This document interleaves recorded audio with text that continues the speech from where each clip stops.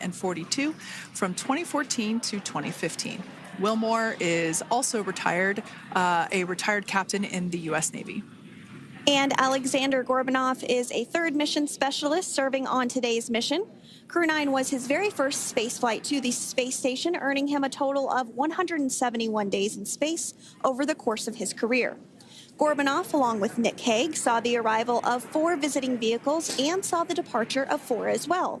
The duo orbited the Earth more than 2,700 times during their mission. Before his cosmonaut selection in 2018, Gorbunov worked as an engineer for a rocket space corporation and helped support cargo spacecraft launches from the Baikonur Cosmodrome in Kazakhstan. To prepare for upcoming events, Dragon is currently doing a couple of things autonomously. First, it's isolating the thermal control system fluid loops from the radiator. This system is what will help keep the internal temperature of Dragon very comfortable for Nick, Suni, Butch, and Aleksandr during the re-entry phase. Dragon is also initiating separation of the claw mechanism, which will terminate data, power, and fluid connections between the spacecraft and the trunk in preparation for that trunk separation that I mentioned earlier. Now, as we saw before, we are hoping to get more views inside of the Dragon capsule. We will bring those, of course. We want to see more of our 4 crew members. But now a bit more of the Dragon Freedom capsule. It has flown on several missions for NASA. It first launched April 27th, 2022. To the International Space Station on NASA's SpaceX Crew-9 mission. It was subsequently used for 2 private spaceflight missions to the space station for Axiom Space, Axiom Mission 2 in May 2023, and Axiom Mission 3 in January of 2024. And of course, Crew-9 launched last year, is September 28th. So yeah, a little bit about the Dragon Freedom capsule. Here, a view that we have once again between the shoulders of Commander Nick Hague, who is on the left-hand side of your screen there, and Mission Specialist Aleksandr Gorbunov there on the right. That's right, Kate. And the next major milestone that we're looking ahead towards this afternoon is claw separation. We're targeting that claw separation at 2:05 p.m. Pacific time this afternoon, so less than 10 minutes from now.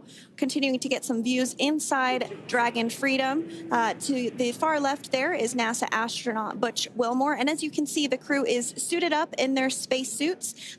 They are suited up in what we call dynamic phases of flight. So when they launch, when they dock, when they undock, when they return back for splashdown. We might hear some call-outs on the loops about putting their visors down. That will happen just prior to deorbit burn.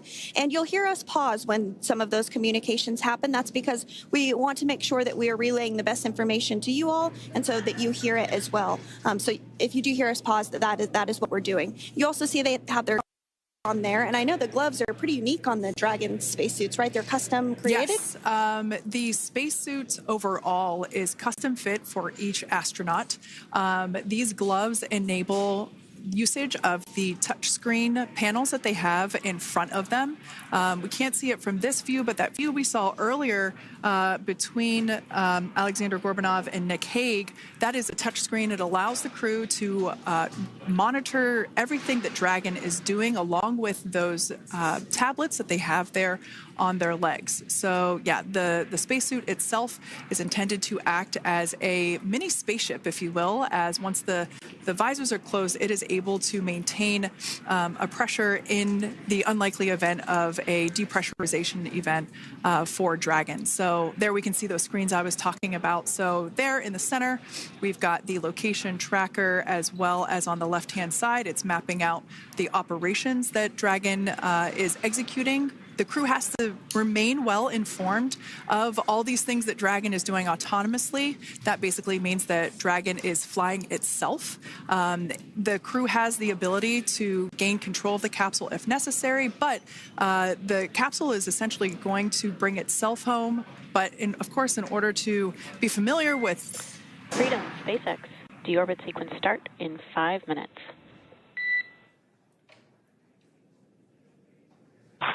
Freedom capsule.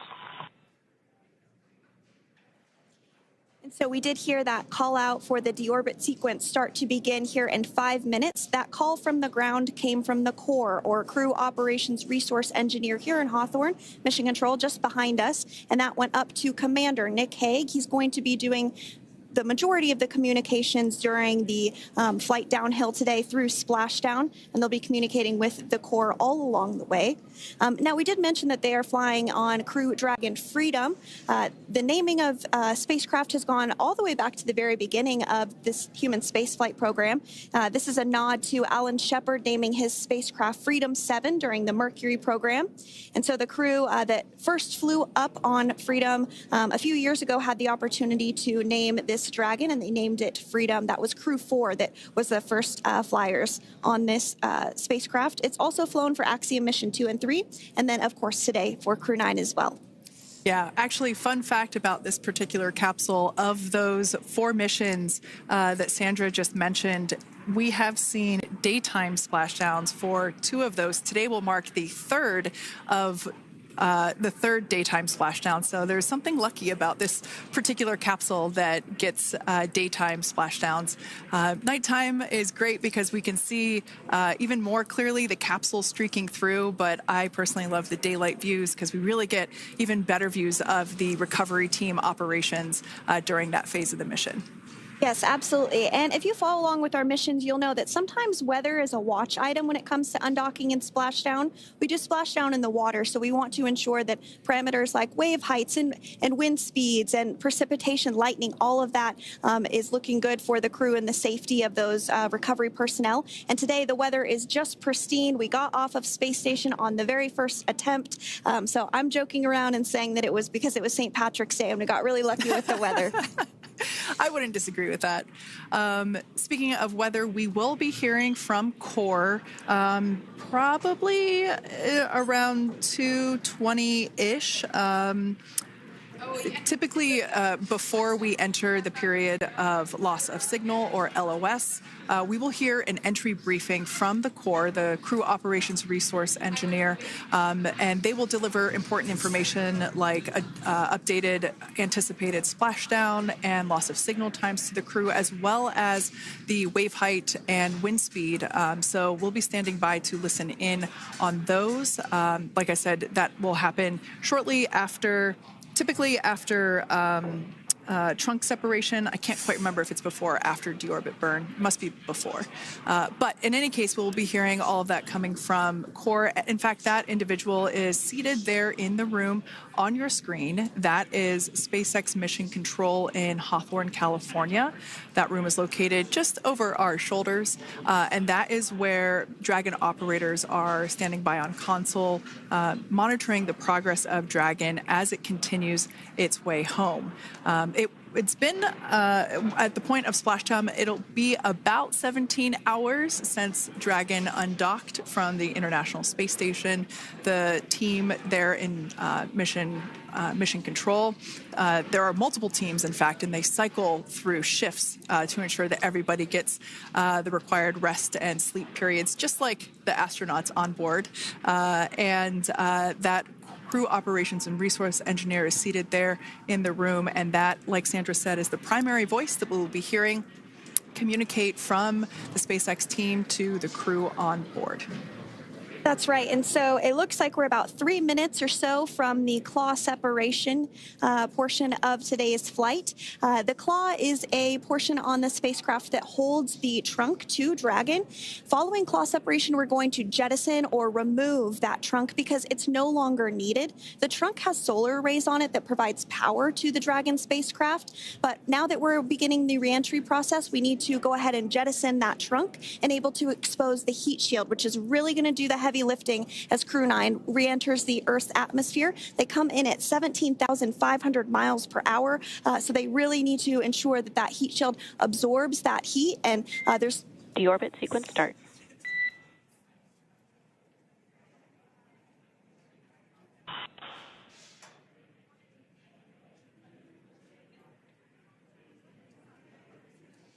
And so we did just get communications there that the deorbit sequence start has begun. So here in just a couple minutes from now, we expect to hear information or a call back about the claw separation having begun. And again, that kicks off that trunk separation portion that I was discussing to remove that, expose the heat shield, and then eventually we'll have the deorbit burn. And we'll continue to walk you through all of these milestones as we approach them ahead of our splashdown at 2:57 p.m. Pacific time this afternoon off the coast of Tallahassee, Florida. Yeah, we're very excited to bring the Crew-9 crew home. Sandra, we were talking about the trunk separation. That trunk is on a trajectory that will re-enter in the atmosphere and break up upon that re-entry. The heat shield itself is one of my favorite parts of the Dragon capsule. It is the workhorse of the re-entry phase. It will work to protect the Dragon capsule and the crew members on board during the re-entry phase as the temperatures outside of the capsule build up to, I believe, about 3,000 degrees Fahrenheit in excess of. And meanwhile, the interior of Dragon stays a very comfortable temperature. That heat shield does a lot of the work, and we'll see that plasma build up on the exterior of the capsule. As a result of the plasma that builds up, we will lose communications with the crew. This is known as loss of signal, or LOS. This is roughly a 10-minute period on average, even less than. I believe today it is probably about 6 or 7 minutes long. It kind of depends on the mission, and it happens for every Dragon capsule that re-enters the atmosphere. Due to that plasma buildup, we're not able to communicate or command the capsule, so we stand by while we wait to regain communication after we pass through that period of loss of signal and get what's known as AOS, or acquisition of signal. Continuing to stand by for claw separation, and then we'll look towards trunk separation. It'll be just about a minute or so after that. That happens pretty rapidly in succession. Some of our milestones will take a little bit longer throughout the day. For example, we will have a deorbit burn after that will take about 7.5 minutes and helps get Dragon set up in the right trajectory to splash down in the Gulf off the coast of Florida. So continuing to stand by for claw separation.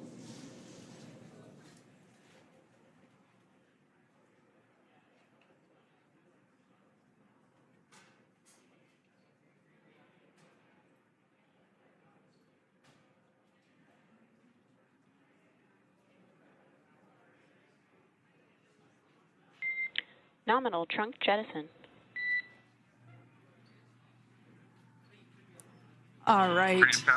Great news there.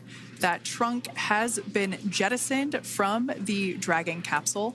So the claw was separated. That's the mechanism that connects the telemetry and power between the Dragon capsule and the trunk. In order to expose the heat shield underneath Dragon, we had to jettison that trunk, and so we just got confirmation that that has happened. So that is great news. Basically means that telemetry is looking good, and that the nitrox system is primed for cabin and suit cooling, and the heat shield, like I said, is now exposed and ready for atmospheric re-entry. The trunk served its purpose by gathering energy from the sun through its solar cells and converting that to battery power. Since we separated the trunk, we can't generate any more new power, but we really don't need to since we're coming home and Dragon has enough battery power already stored. Now, up next, the final steps that Dragon will perform prior to re-entry: the slew, or the maneuver to deorbit burn attitude, and then the deorbit burn itself. This deorbit burn is the last time that the forward Dracos, which are the 4 thrusters located on top of the spacecraft under the nose cone, it's the last time that they will ignite.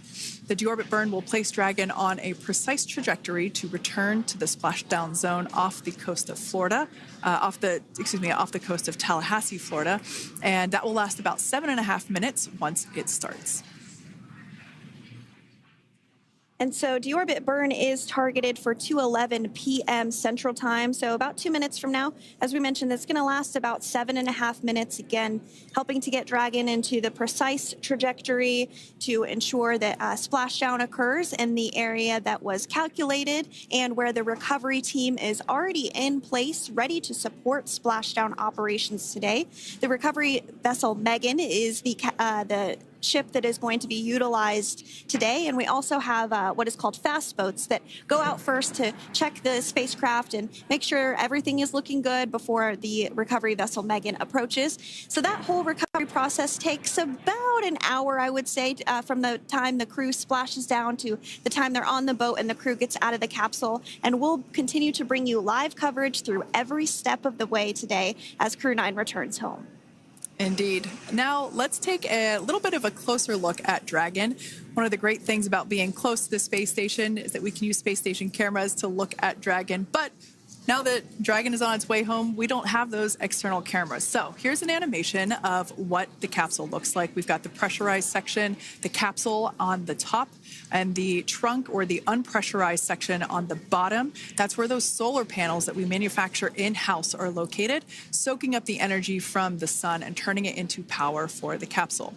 At the very top of the capsule is the nose cone. That is where the Dracos, the forward Dracos, are located. That nose cone is currently open, not closed like we saw in that animation. Once we get through the final maneuverings for the re-entry phase, we will close the nose cone capsule just before Dragon begins its atmospheric entry to protect that forward hatch there located along with those forward Dracos. So go ahead. Oh, that's right. I was going to mention that the nose cone does open shortly after launch, and it remains open the entire time that Dragon is docked to the International Space Station. So as an example for this particular spacecraft, Freedom, since September when it docked to the International Space Station, remains open that entire time, and here shortly it will close for the very first time since September. So quick recap of what Dragon has done in recent history here. We basically began preparations for re-entry known as the deorbit sequence. So Dragon released the trunk. As we said before, we separated the claw, we released the trunk. It next will slew to the deorbit burn attitude. Slew basically meaning maneuver, so it will position itself correctly to execute that deorbit burn. We want the heat shield side to be facing forward, or first, if you will. We want that to be the leading edge of the Dragon capsule, as that heat shield is meant to basically be an ablative material for the heat that it will incur. Once we complete that deorbit burn attitude slew, we will initiate the deorbit burn itself. That will last for several minutes, expecting that to be to start here any moment now, actually, and then it will go until about 2:18 p.m. Pacific time or 5:18 p.m. Eastern time. And I did hear confirmation that deorbit burn is underway. As we mentioned, it's about a 7.5-minute burn. So within the last 10 minutes, Dragon has jettisoned its trunk and initiated the deorbit burn just seconds ago. As mentioned earlier, for those operations, NASA and SpaceX closely coordinate with the United States Coast Guard to establish a safety zone to ensure public safety and for the safety of those involved in the recovery operations, as well as the crew on board the returning spacecraft. Multiple notices are issued to the mariners in advance of and during recovery operations, and Coast Guard patrol boats are deployed to discourage boaters from entering the splashdown zones. So we do want to stress to the public the need to respect this safety zone. Recovering a spacecraft from the water is a hazardous operation, and any other boats interfering increases the risk to not only the astronauts in Dragon, but the teams working to recover them from the water and the safety of those that may come too close. So for the safety of the crew, which you see there on your screen, your safety, we recommend you sit back and watch as we'll continue to bring you the best possible views of our astronauts' homecoming. Yeah, as I mentioned earlier, this deorbit burn is the last time that we will utilize our 4 forward Draco thrusters. Forward basically meaning at the top of the Dragon capsule. Dragon Freedom has not yet entered the Earth's atmosphere. This deorbit burn is what will line the vehicle up and put it on its final trajectory to the landing site right off the coast of Tallahassee, Florida.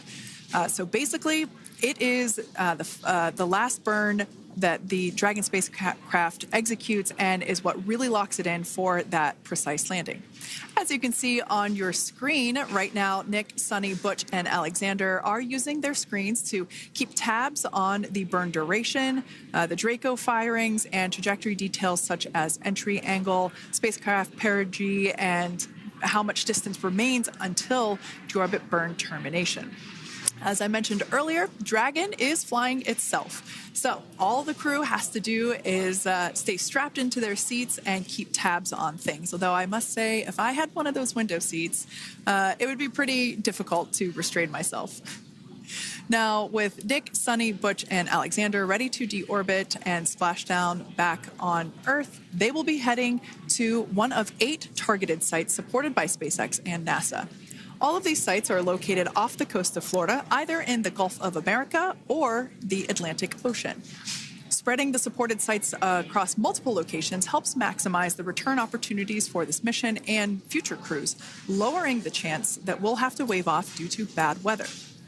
For those of you following along, you'll know that today's splashdown marks our final Dragon recovery on the East Coast. After 6 great years of successful recovery operations off the East Coast, we'll be moving all Dragon recovery operations back to the West Coast. And as always, NASA and SpaceX jointly select our splashdown location. And for today, the prime recovery site is off the coast of Tallahassee, Florida. The selection process works with a lot of different variables, including the space station's orbital trajectory or path that it follows, what landing sites are available and have favorable weather, how much free flight capability Dragon has for the trip home, and the sleep schedules for the returning crew members, as well as, of course, the big one, the weather. We'll start with calculating daily return options based off of the space station's current orbit and Dragon's capabilities to maneuver and line up for re-entry. The time from undock to landing at the primary site can vary from less than 6 hours to more than 39. Getting home the quickest comes with some obvious benefits, but we always have to make sure the crew is properly rested for dynamic operations, preventing us from scheduling 20-plus hour days for them, of course. Trajectory and ballistic experts provide the daily opportunities that would line up Dragon with the 7 landing zones and split them into what we call ascending and descending opportunities.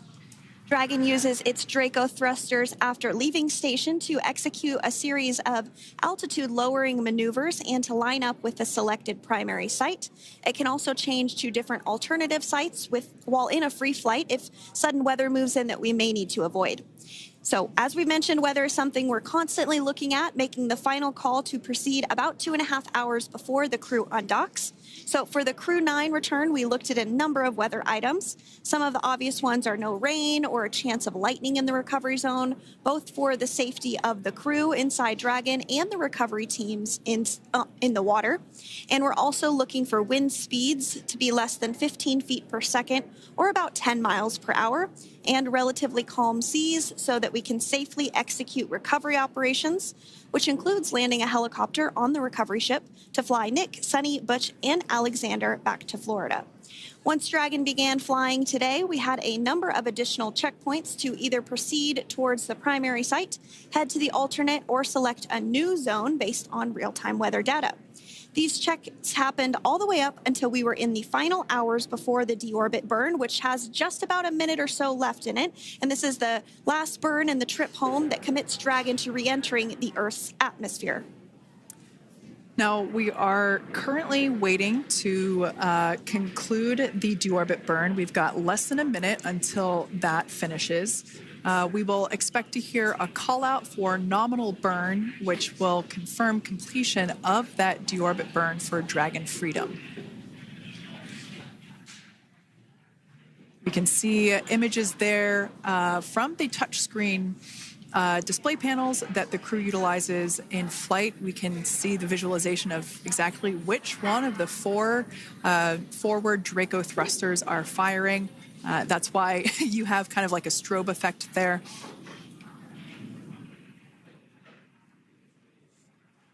And if you're just joining us, you are looking at live views of the Dragon Freedom. On your left is Commander of Crew-9, Nick Hague. To his right is Roscosmos cosmonaut Aleksandr Gorbunov. And also in Gorbunov, excuse me, that is Aleksandr Gorbunov. And then also in the capsule today is NASA astronauts Suni Williams and Butch Wilmore. We are awaiting confirmation that their deorbit burn is complete, which is the last burn that's going to help set them up on a trajectory to splash down off the coast of Florida. Deorbit burn complete. Performance nominal. Nose cone closure initiated. Freedom copies. All right, excellent news there. We heard the words we were looking for, nominal burn. So that means that that deorbit burn was successful and nominal, meaning as expected. And we're now beginning to close the nose cone in preparation for atmospheric reentry. So in the background, Dragon is currently inhibiting those forward bulkhead Draco thrusters that we just used to complete the deorbit burn, ensuring it's safe to latch the nose cone shut for reentry. Also, the vehicle has initiated the nitrox suit purge, which will help keep Nick, Suni, Butch, and Aleksandr cool and comfortable during reentry, which is coming up in about 20 minutes from now. At this point, the nose cone is closing and protecting the forward hatch for reentry, and the crew are using their screens to continue to monitor the locking of the nose cone, which is done by a set of hooks. And as we mentioned earlier, that nose cone has remained open since September, so this is the first time it's closing in a few months. Yeah, that's absolutely right. Now, we will be expecting, as I mentioned before, an entry brief from SpaceX Core. Again, that's the crew operations resource engineer who is seated in that room that you see there on your screen. That entry brief will provide updated times for anticipated splashdown as well as the loss of signal or period of LOS. That briefing will also give us information such as wind speed and wave height at the expected splashdown location. But all in all, everything has been great today. All events have been executed on time as expected, and we are looking forward to a splashdown of the Crew-9 crew at about 5:57 p.m. Eastern Time or 2:57 p.m. Pacific Time. Between now and then, things are going to start moving quite quickly. In fact, if anything, this will have seemed like the slower part of the reentry phase. We're going to go through, like I said, that period of loss of signal or LOS. That period is a few minutes long where we are unable to communicate or command the capsule due to the plasma that builds up on the exterior of the capsule. That period, like I said, lasts for a couple minutes. You will start to hear SpaceX Core hail the Crew-9 crew a little bit earlier than expected because we, in the past, have actually regained communications a couple minutes earlier than initially anticipated. So we'll go through that period of loss of signal, that entry period, that specifically when the Dragon spacecraft is re-entering through the atmosphere. Approximately at about 18,000 feet when the capsule is traveling at 350 miles per hour. We will see our first views of parachutes for the day. That's one of my favorite moments of return sequences is when we get to see the drogue parachutes. We'll see the drogues come out. Those drogues will help slow the vehicle down to about 119 miles per hour. And then that is when the main parachutes will come out from the Dragon spacecraft and then ultimately end in splashdown. And we are hearing confirmation that the nose cone is closed and everything was nominal or as expected with that closure.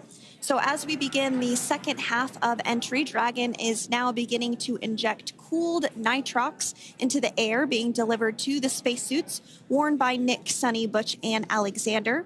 Again, this is what will allow the crew to remain comfortable while external temperatures reach 3,500 degrees Fahrenheit as they re-enter the Earth's atmosphere.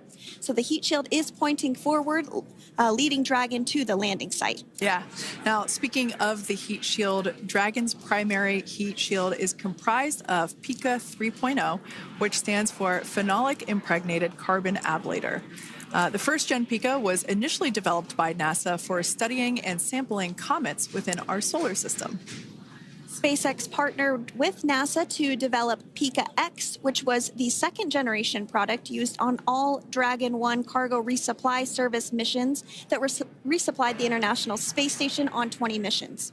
PICA 3.0 was developed specifically for use on Dragon 2 crew and cargo with enhanced structural and thermal capabilities that allowed the heat shield to be even more effective in the way that it utilized the ability to make that heat ablevate as it goes through the Earth's atmosphere.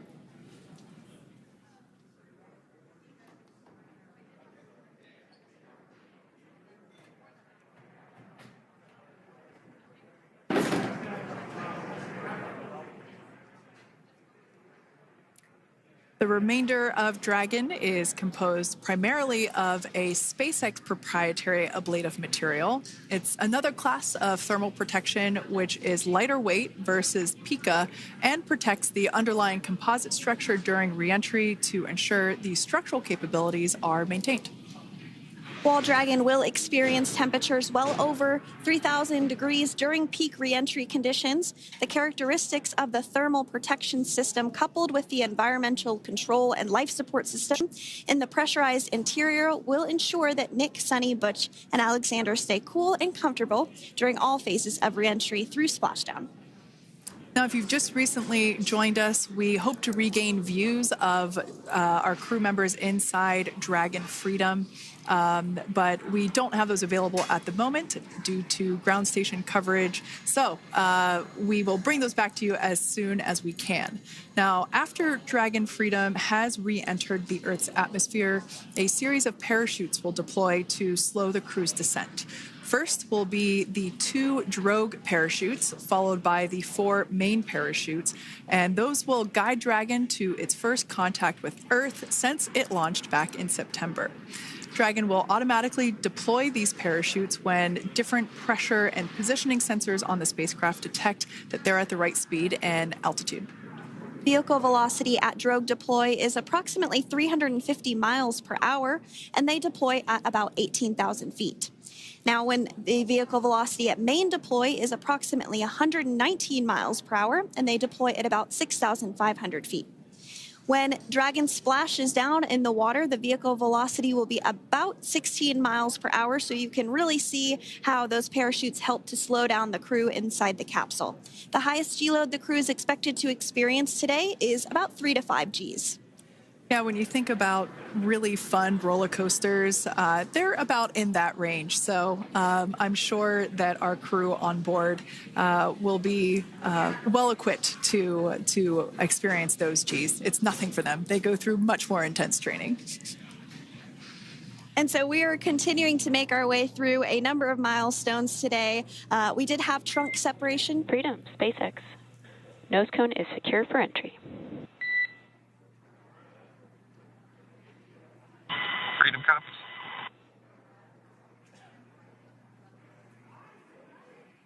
All right, great news there. That tells us that the final physical configuration change for Dragon is complete. We have closed that nose cone. This is the last physical change that Dragon undergoes prior to re-entering the Earth's atmosphere.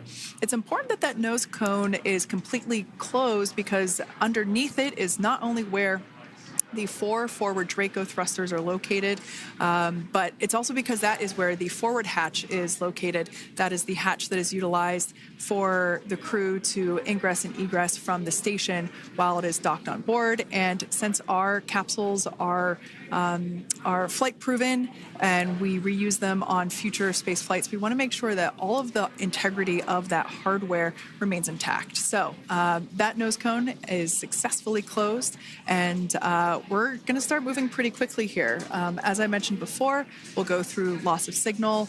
We'll get that signal back several minutes later, and then we'll see the parachute action. Yep, and then that's all ahead of splashdown off the coast of Florida. We're targeting Tallahassee as our splashdown zone today at 2:57 p.m. Pacific time this afternoon. Now, you did mention the call to the crew. They'll do some additional calculations following that burn and potentially let us know if that splashdown time has changed at all. But right now, we are continuing to target 2:57 p.m. And you can see there on your screen a path of where Dragon will be re-entering today. So if you are in the southern tip of Mexico, you might have the opportunity to see Dragon. Because it's a daytime splashdown, you probably won't have too great of views, but potentially you'll have the opportunity to get a glimpse of it there. Once again, Dragon operators, they're monitoring the progress of Dragon through this re-entry phase. That is SpaceX Mission Control, located here in Hawthorne, California. That is also where the crew operations and resource engineer is seated.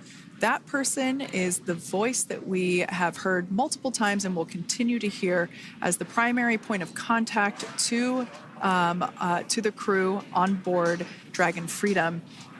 We will also hear the voice of Commander Nick Hague. Basically, after we hear the Corps communicate something, we will hear Nick Hague indicate that they copy, that they heard the message well, some sort of recognition that the message was received. And if you joined us yesterday for our coverage during the undocking, we were communicating through something that's called a big loop. We do that when we're in integrated operations with the International Freedom, SpaceX, for entry sequence. Report when ready to copy. Ready to copy. All right, I've got some updated times for you. Our comm blackout start time is 2144. Our comm blackout end time is 2151, and our splashdown time is the same per your displays, 2157.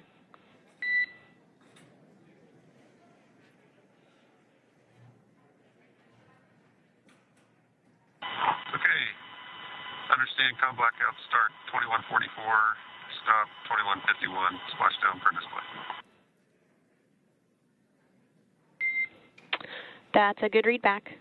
And with that, please report when tablets are secured behind the elastic bands, restraints are tight, and visors are down. And copy, Wilco.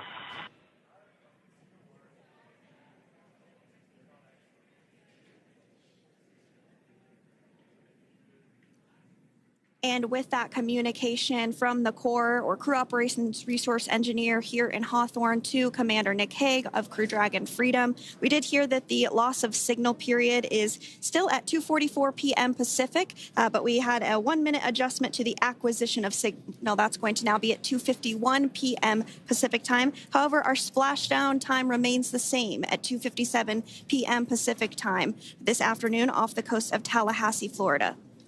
So all good news there as Dragon continues to make its way home with the Crew-9 crew.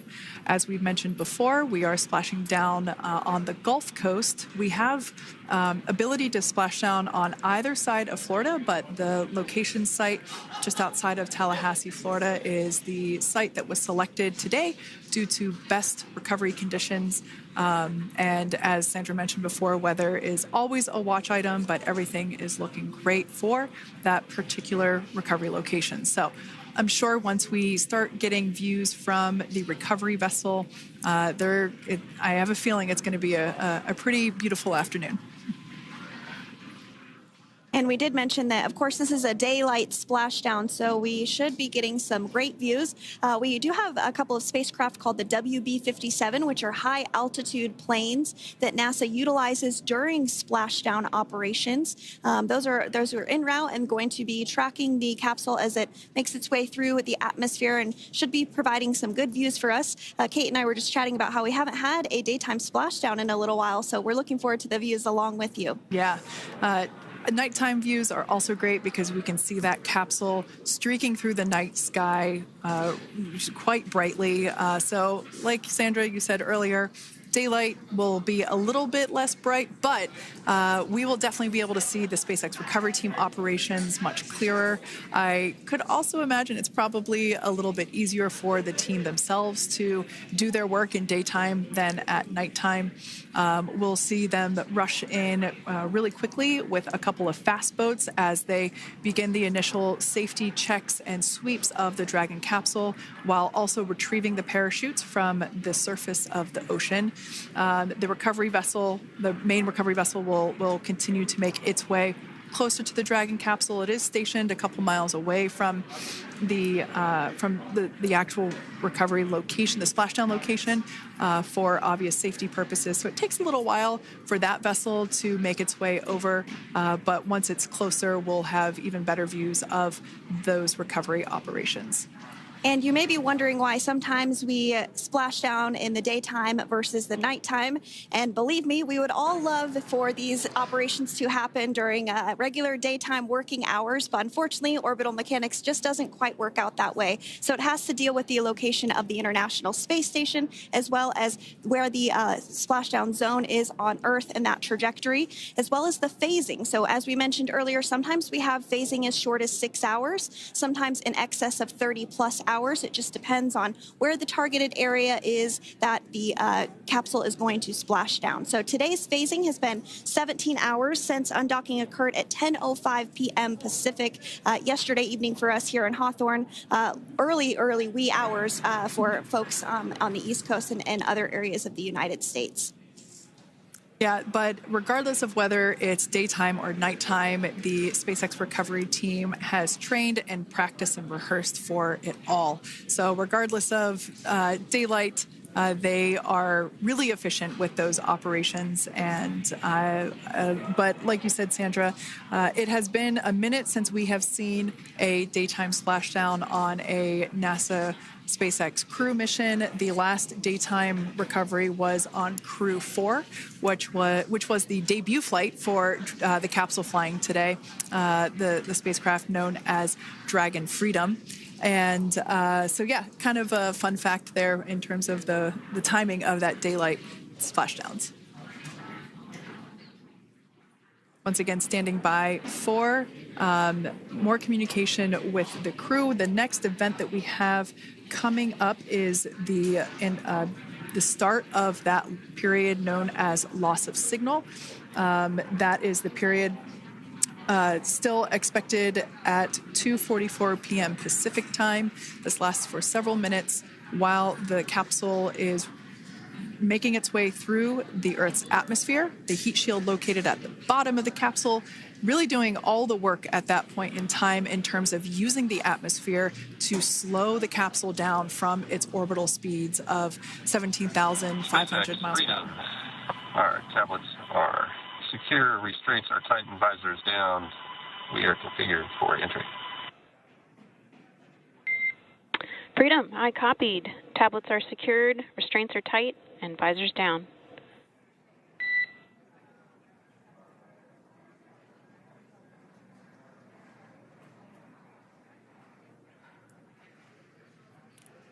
All right, great news there in terms of continuing to make progress.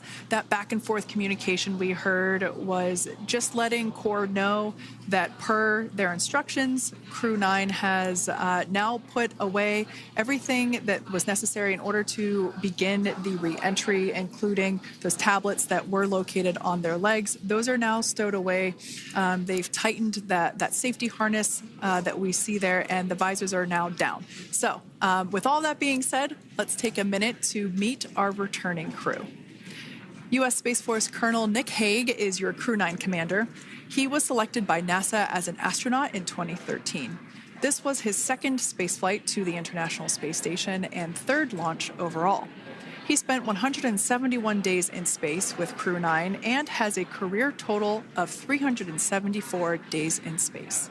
During his mission, he completed a spacewalk with astronaut Suni Williams.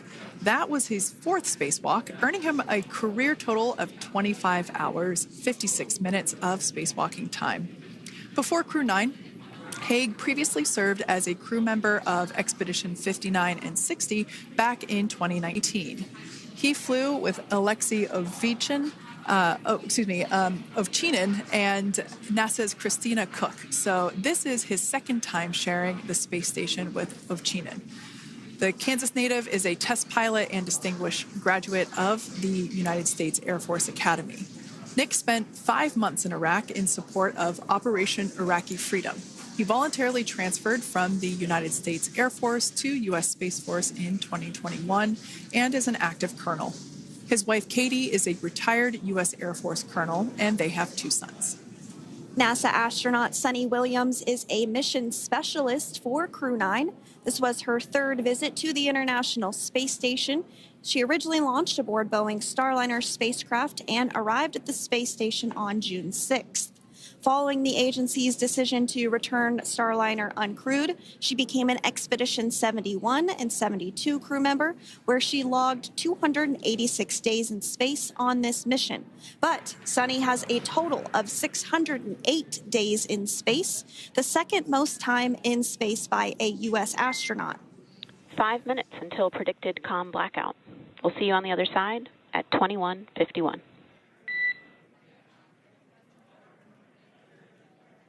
Talk to you soon. And with that call out from the crew operations resource engineer to Commander Nick Hague, letting them know that everything is looking good ahead of the loss of signal period. We will see the crew on the other side of the loss of signal period at 2:51 p.m. Pacific time this afternoon. Continuing on about Suni Williams, who has a total of 608 days in space, the second most time in space by a U.S. astronaut. Former NASA astronaut Peggy Whitson actually ranks first for the U.S. with 675 days in space. Suni conducted 2 spacewalks and has completed 9 over the course of her career for a total of 62 hours, 6 minutes of spacewalking time. She ranks 4th on the list of cumulative time spacewalking by a female astronaut, and she has flown on 4 different spacecraft types, including the Space Shuttle, Soyuz, Starliner, and now Dragon. Previously, she served on Expedition 14 and 15 in 2006 and 2007, and again with Expedition 32 and 33 in 2012. She's a retired U.S. Navy captain and is a proud graduate of the U.S. Naval Academy and was the first astronaut to run a marathon in space. Pretty awesome stuff. Now, NASA astronaut Butch Wilmore is also serving as a mission specialist today. This is his third spaceflight and, just like Suni, logged 286 days in space.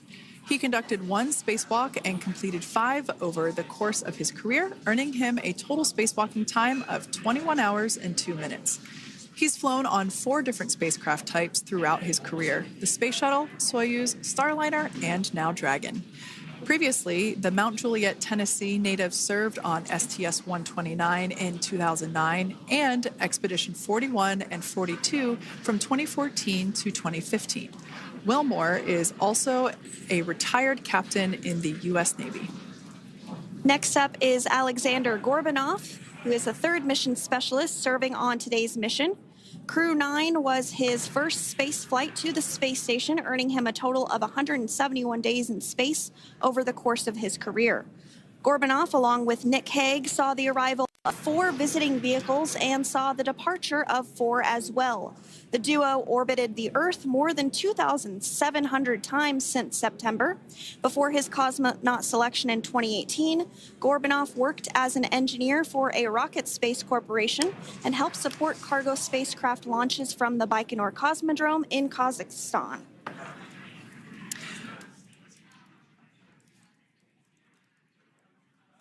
So if you are just joining us, we are continuing to bring you live coverage of Crew-9's return to Earth following their mission aboard the International Space Station, where they completed science and research investigations. We are targeting splashdown off the coast of Florida at 2:57 p.m. Pacific time. The next major milestone that we'll look ahead towards is what we call loss of signal, or LOS, when we won't have communications with the crew because they will be re-entering the Earth's atmosphere. And during this process, there is plasma that builds up around that heat shield, so we are not able to communicate with the crew, but we are anticipating to regain communications with the crew at a short time from now at 2:51 p.m. Pacific time today. As we said before, everything continues to look good for the return of the Crew-9 team. We are about to go into that period of loss of signal. Once we get views of the crew inside the capsule, once again, we will be sure to bring those to you. But that period of time is when plasma is building up on the exterior of the capsule, generating heat in excess of 3,500 degrees Fahrenheit. So we are unable to communicate or command the spacecraft at that time.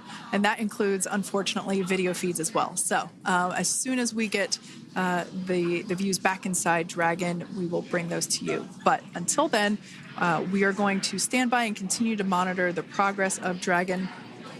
Like Sandra just said, we are anticipating the blackout period to begin at 2:51 p.m. Pacific time, 5:51 p.m. Eastern time.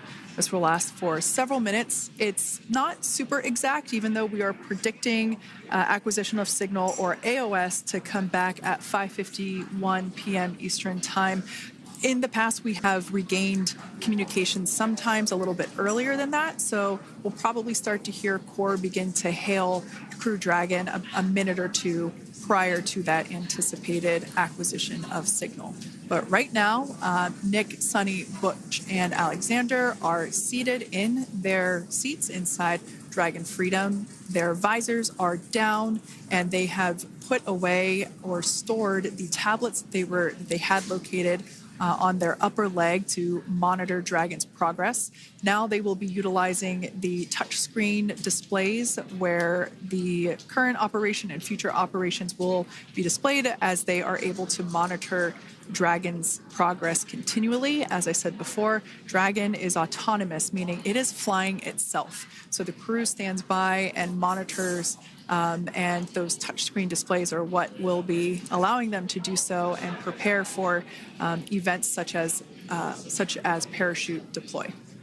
And while on board the International Space Station, Nick, Suni, Butch, and Aleksandr contributed to over 900 hours of science and research investigations, which is really the key purpose of the International Space Station. Now, the International Space Station is celebrating a major milestone this year, where they will be celebrating 25 years of continuous human presence in November. So if you're younger than 25 years, you've never known a day where there hasn't been a human living and working aboard the International Space Station, contributing to key science and research investigations that impact our lives here on Earth. There's research being done on Parkinson's, on osteoporosis, on cancer research, and a variety of other studies. Additionally, the microgravity laboratory provides a jumping off point for us as we venture back to the moon and onto Mars through longer duration space flights. One such example that the crew worked on during this mission was an alternative exercise device. In microgravity, the crew has to exercise for about 2 hours a day because they're not having the effects of gravity on their body. So to prevent bone and muscle loss, we counteract that with 2 hours of exercise per day. On board the International Space Station, they have 3 ways in which they can exercise. They have a bike, they have a treadmill, and they have a similar to a weightlifting machine that counteracts the microgravity environment. But a particular experiment that this crew tested out was a combination of all 3 of those in one smaller device. And this is really critical as we continue on to the moon, Mars, and beyond, because space is really important in spacecraft. So if we have something smaller that the crew might be able to utilize, that can potentially help us venture out even further into the solar system. So science is really the name of the game when it comes to the International Space Station. Some of the other science highlights that took place during this increment that are particularly interesting to me was we had the first wooden satellite that was deployed. This is a study to see if other materials might be more resourceful or renewable in space. So I'm really excited to see the results of that one as well. Additionally, we had a couple of spacewalks that took place to not only provide maintenance to the International Space Station, but also where we swabbed the outside of the space station near vents to see if any microbes that we all have microbes on us, to see if any of those could survive in the harsh environment of space, which again is very important for us to know and understand as we continue to the moon, Mars, and beyond. Very exciting stuff. Now, at this point, we have now entered the communications blackout period for the Dragon spacecraft. This lasts approximately 7 minutes due to plasma formation around the spacecraft itself. During this time, no vehicle telemetry is received by mission control or the recovery team, and no external commanding of the vehicle or voice communication is possible. But as a reminder, Dragon is designed to fly itself. During re-entry, the vehicle will be slowing down from orbital velocity, which is approximately 17,500 miles per hour. The top temperature that Dragon will experience upon re-entry is 3,500 degrees Fahrenheit. This blackout period, as I said before, we expect it to last about 7 minutes today, concluding at 5:51 p.m. Eastern Time or 2:51 p.m. Pacific Time. We right there have our first view of Dragon Freedom coming home to Earth. And that view is from the WB-57, which is one of NASA's high-altitude planes that is tracking. Now, because of the way that this camera is configured, it does look like it is dark, but it is indeed daytime, and you're beginning to see that plasma trail as Dragon re-enters the Earth's atmosphere. All of that is expected. We are anticipating an acquisition of signal around 2:51 p.m. Pacific Time, so just minutes from now, and you may hear the core begin to hail out or call Dragon for communications and see if we can potentially get communications with them a little bit earlier.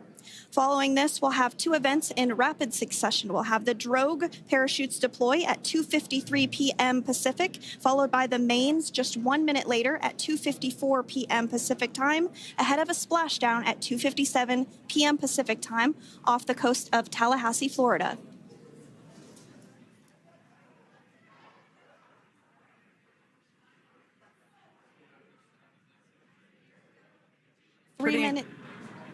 Pretty incredible views of the Dragon spacecraft making its way home back to planet Earth with the Crew-9 astronauts on board.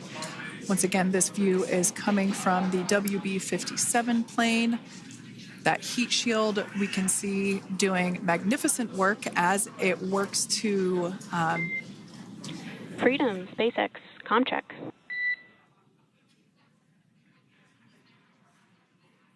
All right, we're going to start hearing the SpaceX Crew Operations Resource Engineer. SpaceX Freedom is with you. 4.16. Enjoying the ride. Copy that, Freedom. Great news there from Commander Nick Hague reporting back. We see a healthy flight computer. Expect automated chute deployment. Freedom copies. Like we said before, things moving very quickly as Dragon Freedom makes its way home. Next event coming up will be deployment of the drogue parachutes. This occurs around 18,000 feet. GPS has converged. Expect nominal altitude for drogue chute deployment.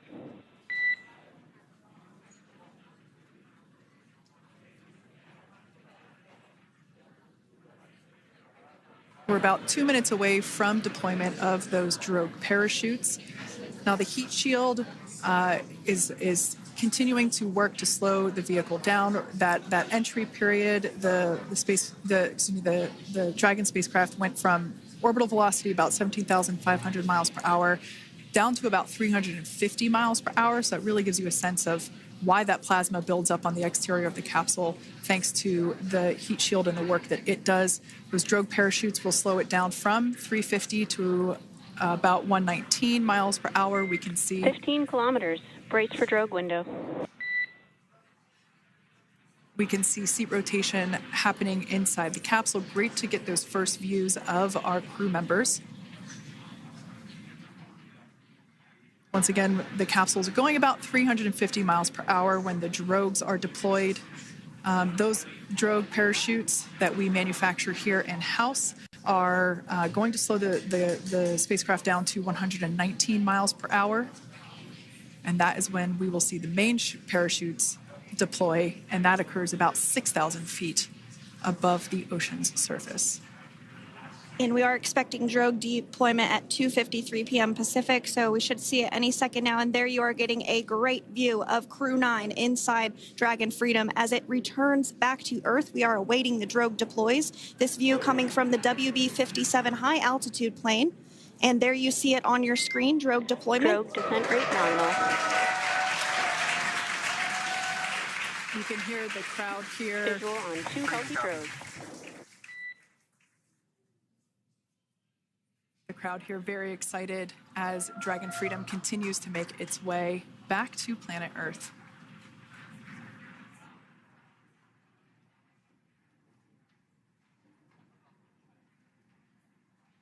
Next up, we'll stand by for the main deployment of the parachutes. The mains are quite a bit larger. You'll be able to notice the difference on your screen once they deploy, and they continue to ensure that the Dragon spacecraft slows down even further. As we mentioned, Freedom will be traveling 16 miles per hour when it splashes down off the coast of Tallahassee, Florida, here at 2:57 p.m. Pacific time this afternoon. And there we go. We have visual on 4 healthy mains. That view was from inside. Freedom copy. That view was from inside one of the buckets where the parachutes are located. So we see a great view there of the reefing on those parachutes. And as those main parachutes begin to inflate fully, 4 beautiful, healthy mains. Now awaiting visuals of splashdown. Freedom, 1,000. We'll start to hear Commander Nick Hague. Copy, 1,000. As we heard right there, Commander Nick Hague will be calling out the altitude of the Dragon capsule from here on out. Landing in water is simpler and provides more margin against unlikely parachute issues. You can see those parachutes continuing to slow the Dragon capsule down. And if you're just joining us, you're looking at 800 meters. a live view of Crew-9 just minutes away from splashing down off the coast of Tallahassee, Florida. Splash down 2 minutes from now at 2:57 p.m. Pacific. We do have 4 healthy mains really doing the job there. Just breathtaking views of a calm, glass-like ocean off the coast of Tallahassee, Florida. Crew-9 just minutes away from splashing down. This is really such an incredible shot. That Copy, was 600. That was a live view from our recovery vessel, Megan, which is stationed a couple miles away from the splashdown site. We can see the crew there using their restraints as resting places for their arms. They were just in space moments ago, so their arms were able to float freely. 400 meters. This is a gorgeous bluebird day here that we have for the splashdown of Crew-9. It's incredible to think that the Dragon capsule just minutes ago was going over 17,000 miles per hour, and now gently coasting to a soft splashdown. 200. Copy, 200 meters. Brace for splashdown.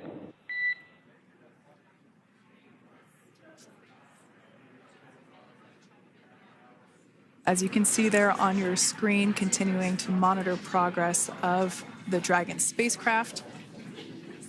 And we're going to stand by for splashdown located in the Gulf of America off the coast of Tallahassee, Florida.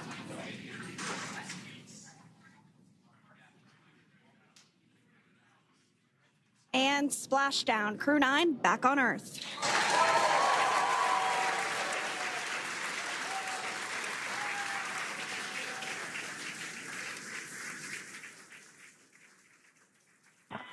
And SpaceX Freedom, splashdown. Good main release. Copy, splashdown. We see main chutes cut. Nick, Alex, Butch, Suni, on behalf of SpaceX, welcome home.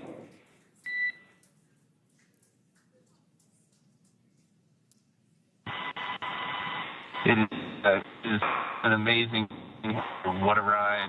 I see a capsule full of grins ear to ear.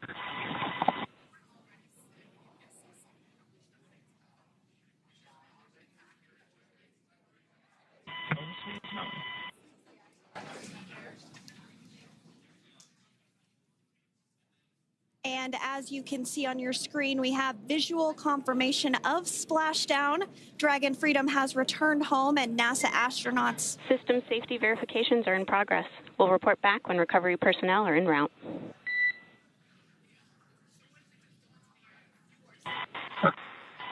Understand. And, we're in section 2, 4.800 landing response. And looking for your words on if it is necessary.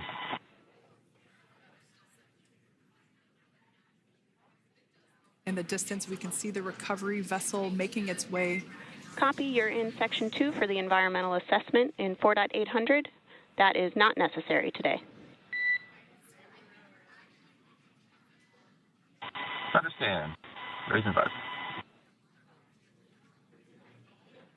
So we will continue to have communications between the Corps and Nick Hague, the commander of Crew Dragon Freedom, which just splashed down 2 minutes ago off the coast of Tallahassee, Florida. Dragon Freedom has returned home with NASA astronauts Nick Hague, Suni Williams, Butch Wilmore, and Roscosmos cosmonaut Aleksandr Gorbunov. They're back on Earth after approximately 17 hours of a return journey from space. The SpaceX recovery ship and team have been waiting for Dragon's splashdown, and they will now make their way to the splashdown location. The teams have been ready and waiting about 3 nautical miles away, so it's going to take them about 30 minutes or so to make their way and to SpaceX Freedom. Pretty sure we're in stable 1. Copy, stable 1. We see the same. It's going to take about 30 minutes for the recovery team to make their way over to Nick, Suni, Butch, and Aleksandr, who are still seated and secured inside that Dragon spacecraft there on your screen. Incredible views there of that thermal protection system, or TPS. That Dragon capsule was pristine, white color before it departed the station, and we can see how the reentry phase, the thermal protection system did its job. Now, if you're wondering what that hole, that like bucket area is, that is underneath the side hatch. That is where the main parachutes were stored. So when we saw the Dragon capsule docked at station, it looked very different. The panel that protects and covers the main parachutes, that was still intact, as well as the panels that enclose where the drogue parachutes are located. We can see those fast Freedom. boats. SpaceX is go for recovery personnel to approach. Expect personnel alongside in the next few minutes. Freedom copies. We can see those fast boats. We weren't kidding when we said they were fast. While it does take about 30 minutes for the main recovery vessel to make its way over to the capsule, these fast boats will be doing a couple of things simultaneously. A couple of them are going to be working to retrieve the parachutes that you see in the background there of this drone shot. Those parachutes will be retrieved from the ocean surface. We want to make sure we are able to pull those out. The recovery vessel there closest to the spacecraft is going to be performing some safety checks. We can see there they're using an instrument that is basically working to detect if there are any hypergolic vapors or fumes that are still residing in and or around the Draco thruster nozzles or outlets. the hypergolic fuel, which is necessary for on-orbit burns to maneuver the spacecraft. Unfortunately, those hypergolics are unable to be breathed. They are toxic, and so this team here is doing those initial safety checks to make sure that it is safe for the rest of the recovery team to approach the spacecraft. They're also checking to make sure that any residuals from the pyros are safe and are not going to cause any issues. We can see the team working their way around the spacecraft to do these basically these sniff tests on all of those Draco thrusters. And as we continue to await the recovery of our Dragon spacecraft with NASA astronauts Nick Hague, Suni Williams, Butch Wilmore, and Roscosmos cosmonaut Aleksandr Gorbunov inside, Dragon has autonomously completed several steps to safe itself following splashdown. We are continuing to see Dragon in what is known as stable 1 configuration. That's kind of the ideal configuration following splashdown. It's upright, and the Dragon capsule is in the right configuration for it to be hoisted into the recovery vessel Megan, which you do see a little ways off in your screen approaching. Dragon will continue to remain live on air with you through that recovery process, all the way through the point where the crew is extracted from the Dragon spacecraft. Now, if you are just joining us, the mission has gone smoothly so far. Dragon successfully splashed down off the coast of Tallahassee, Florida at 2:57 p.m. Pacific, 5:57 p.m. Eastern Time this afternoon. Approximately 17 hours prior to splashdown, Dragon autonomously undocked from the International Space Station, completed a series of departure burns, jettisoned its trunk section, and performed its final burn, the deorbit burn. This placed the Dragon spacecraft on a trajectory toward Tallahassee, Florida. Dragon successfully re-entered the Earth's atmosphere, followed by deployment of its parachutes to slow the spacecraft down to a gentle splashdown. We're now going to follow the Freedom. Hypergol sweeps and unfired ordnance checks are nominal. Rigging is in progress. Approximately 25 minutes until capsule lift. Stand by for PMC with SpaceX flight surgeon.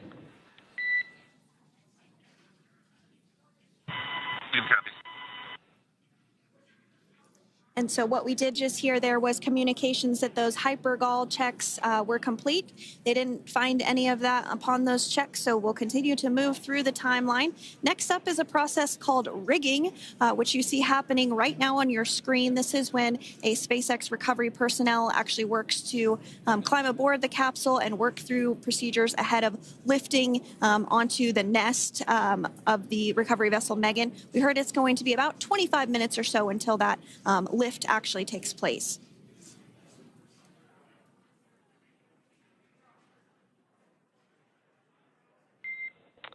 Okay, Freedom, the next call will be from the SpaceX flight surgeon on Dragon and Ground Private. Understand. Thank you. callouts there indicating that the crew will have the opportunity to do a quick check-in with the SpaceX flight surgeon.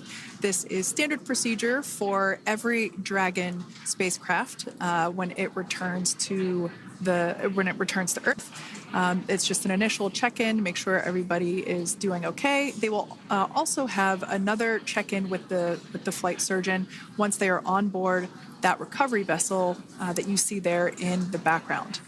We can now see that SpaceX recovery team member they're on top of the Dragon spacecraft. They are going to be working to install plugs in the Draco thrusters to ensure that none of those, and to ensure that no more hypergolic fumes or vapors come out from the spacecraft. They'll also place harnessing around the spacecraft that are required in order to lift it out of the water. Go ahead, Sandra. Continuing to get some views of the recovery personnel, both the main recovery vessel Megan, as well as some of those fast boats that we've discussed previously. It looks like just a beautiful day there out off the coast of Tallahassee, Florida. Weather was pristine. We were able to get undocked from the International Space Station as expected at 10:05 p.m. Pacific time yesterday evening, and Crew Dragon has since completed steps ahead of its splashdown at 2:57 p.m. Pacific, and we're now stepping through procedures to get Dragon hoisted up onto the Megan recovery vessel and get the crew extracted out of the spacecraft. And you did see some of the parachutes that were near the spacecraft. Upon detection of landing, Dragon automatically releases those main parachutes to prevent wind from pulling the spacecraft. Dragon then automatically safes any pyrotechnics that may still be present on the vehicle and may automatically perform additional minor system reconfigurations.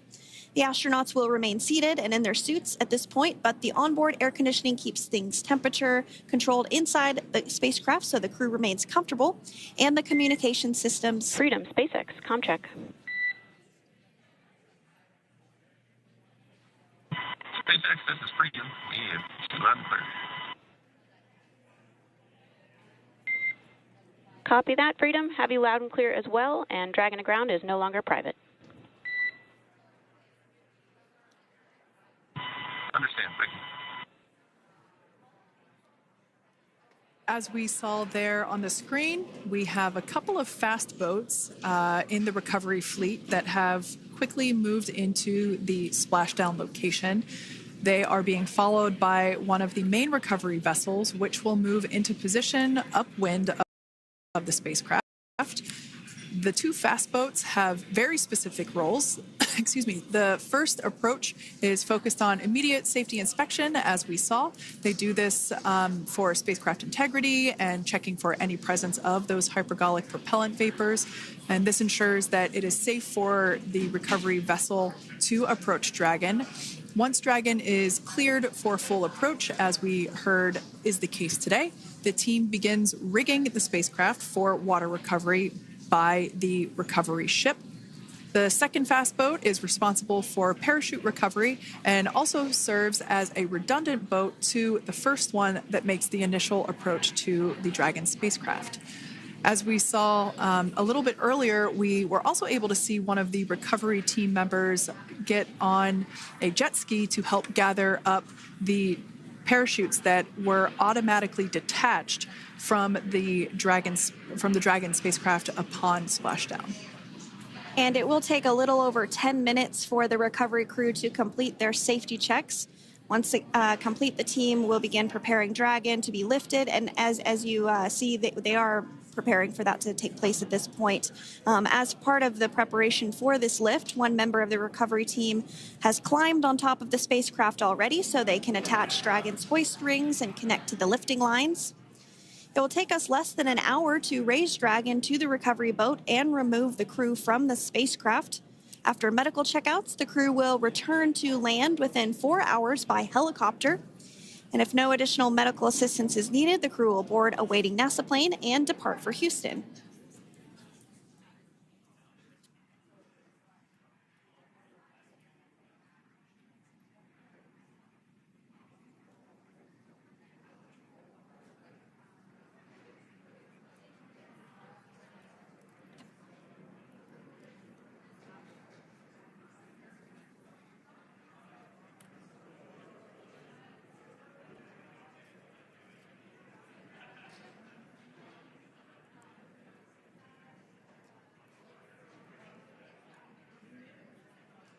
And as we continue to await Dragon to be hoisted up onto the ship, we have a very special treat. NASA Public Affairs Officer Jaden Jennings, who is actually on the recovery vessel and had a bird's eye view of the splashdown today. Jaden, how are you? How was the view from the recovery vessel? Hi, Sandra. How do you hear me? I've got you loud and clear, Jaden. It's so great to hear you. Awesome. So splashdown, Sandra, was nothing Freedom, short of be advised. spectacular. We are transitioning the forward link. Comm will be unavailable for approximately 5 minutes. Freedom comes.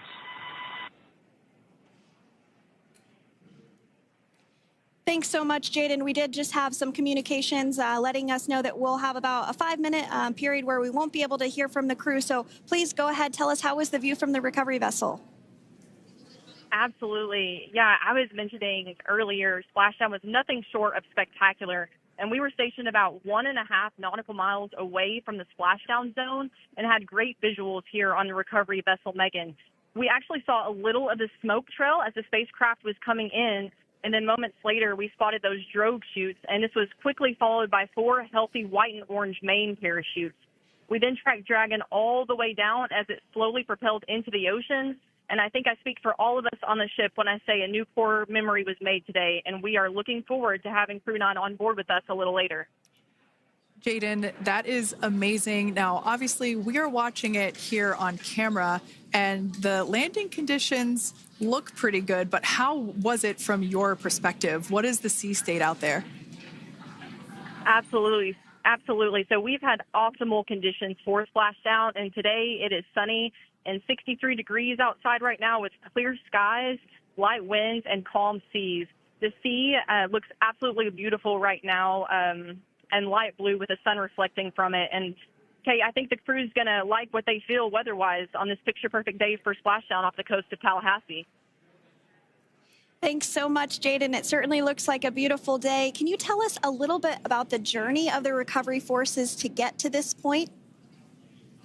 Sure. So one unique aspect of this recovery was the onboard training on station conducted for Butch and Suni to ensure they were ready to return on a Dragon spacecraft. That training covered all aspects of their return, including nominal and contingency departures, the orbit burn, splashdown, and post-landing ops, which is what this team is preparing for now. As for the recovery teams themselves, we started the day taking a series of helicopters out to the vessel, and as standard, the recovery director and crew support teams were on that first helicopter out and took the time to get everything prepared on the ship. About 2 hours before splashdown, they deployed those fast boats and jet skis into the water. I was actually on the second helicopter out, and we were on the vessel about an hour and a half before splashdown and landed on top of the helicopter pad on the Megan. And the teams have been working diligently across their respective disciplines this week, executing what can only be described, in my point of view, as a logistical masterpiece, just ensuring every detail has been in place for Crew-9's return.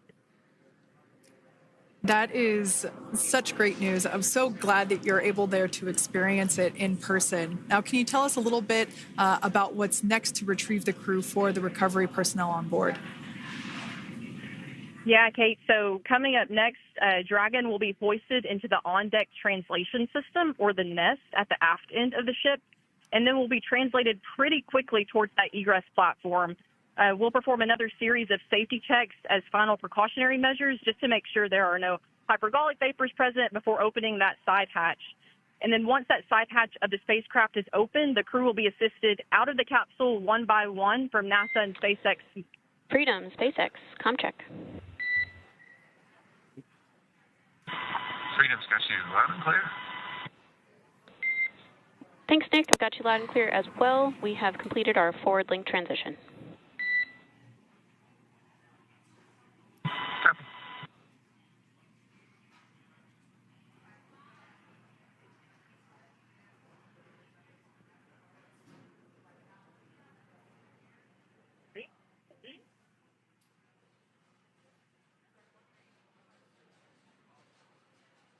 And Jaden, if you did just want to go ahead and let us know what is next to retrieve the crew, we are continuing to get some great views on our screen, but I know you have an even better view yourself. Oh, yeah, Sandra, this view is absolutely unbeatable. So just to kind of finish off what I was saying is once that side hatch of the spacecraft is open, that crew will be assisted out of the capsule one by one from NASA and SpaceX medical personnel, where they will then head to the med bay. And after those medical checks, they will get on that first helicopter out and arrive at the airport, where they will then board a NASA plane and then head back to Houston, Texas at the Johnson Space Center to begin their post-flight period. And we're eager to see the Crew-9 astronauts back on Earth, and we'll keep you updated on every moment of this process. And with that, I'll toss it back over to you guys in Hawthorne. Thank you so much. That was Jaden Jennings, NASA Public Affairs Officer, who watched Freedom splash down firsthand from the recovery vessel Megan. Thanks so much, Jaden. So we are continuing to get these great views on our screen here of Freedom. As we mentioned, it splashed down at 2:57 p.m. Pacific time off the coast of Tallahassee, Florida. The recovery personnel are continuing to step through procedures to hoist Dragon onto the recovery vessel Megan there, which is now coming into view. You can see just how close Megan is at this point, and that's that helicopter pad that Jaden was just discussing, where the crew will fly off of onto the coast of Florida, and then eventually they'll fly back to Houston. Just underneath that helicopter pad is that translation deck where we will see the nest once it is loaded up with the Dragon spacecraft on board. The nest will be translated to the forward end of the recovery vessel, and that is where our Crew-9 team members will egress from the Dragon spacecraft. Now, here on your screen, we can see dolphins, actually, who want to come and play with Dragon. Now, one of the fast boats there in place, working to assist the recovery team member. It's incredible. I just love these views. We really see them even better in daytime, but just seeing the recovery team work in tandem to step through each step, to step through each operation. Obviously they're getting quick assists from the honorary part of the recovery team, those dolphins in the water there. Now, the recovery team member that is crawling around the Dragon spacecraft. Earlier we saw a view where it was like a spider monkey pose. We can see that individual now standing in the bucket where the main parachutes were stored while Dragon was on orbit. Obviously, those main parachutes were utilized for splashdown today. They were deployed and cut from the Dragon capsule, and one of the other fast boats of the recovery team working to pull those out of the water. Now, the recovery team member that is there working on top of the Dragon capsule. Earlier, we saw that person performing safety checks. Now we can see some harnessing being placed around the capsule. This harnessing is what will be used to lift the Dragon capsule out of the water and onto the recovery vessel. Wow, we got a cute little pod of dolphins. It wasn't just one or two. I mean, that water just looks beautiful. We had ideal splashdown parameters today. Obviously, wave height, ne'er a concern. The weather is beautiful, as Jaden mentioned, in the 60s, sunny. Looking forward to seeing Crew-9 exit the capsule here shortly once they get hoisted onto the recovery vessel Megan. We can see that recovery vessel slowly but surely closing the distance there between... Oh, dolphin cam back again. We can see that the Dragon capsule and the recovery vessel, that distance is closing. Again, this is just one more step as we continue to work recovery operations for Dragon Freedom, and we anticipate the lift of the Dragon capsule to occur here in just a few minutes. Now, once all of the rigging is on the capsule and it's hooked up to the recovery vessel, we will see the hydraulic arm, which is that kind of like bridge-like structure there at the aft end of the recovery vessel. We'll see that articulate backwards, and that's a good sign that we're getting even closer to pulling the capsule out of the water. It will then move forward, and the capsule will be placed inside of what you can see there is basically a basket. We call it the nest, Dragon nest, where that's where the capsule will be placed in order for it to be translated to the forward end of the vessel and for the astronauts to egress. And before that does take place, we'll have potentially views of the rigger go ahead and jump off of the spacecraft there. That typically occurs when the spacecraft is a little bit closer to the recovery vessel, and we usually get a really good view of that particular operation from one of the onboard cameras from the recovery vessel. That is an operation that I have a lot of respect and admiration for, that individual that does that.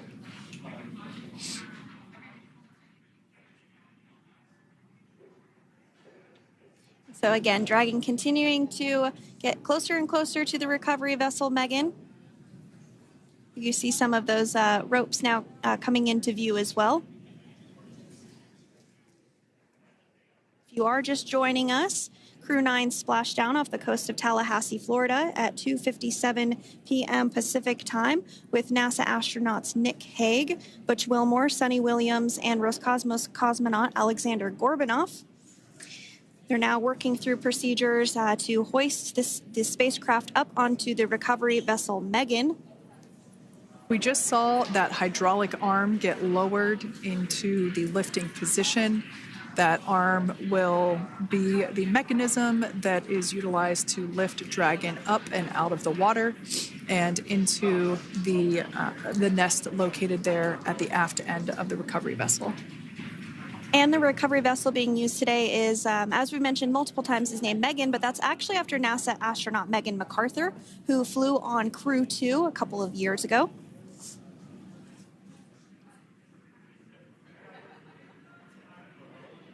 We're getting some views now from actually inside the boat. Yeah, you're exactly right. This view is straight down the recovery vessel. That platform that was closest to the camera, that is the egress platform. Freedom. Rigging is almost complete. Approximately 5 minutes until capsule lift. Great news there from SpaceX Core.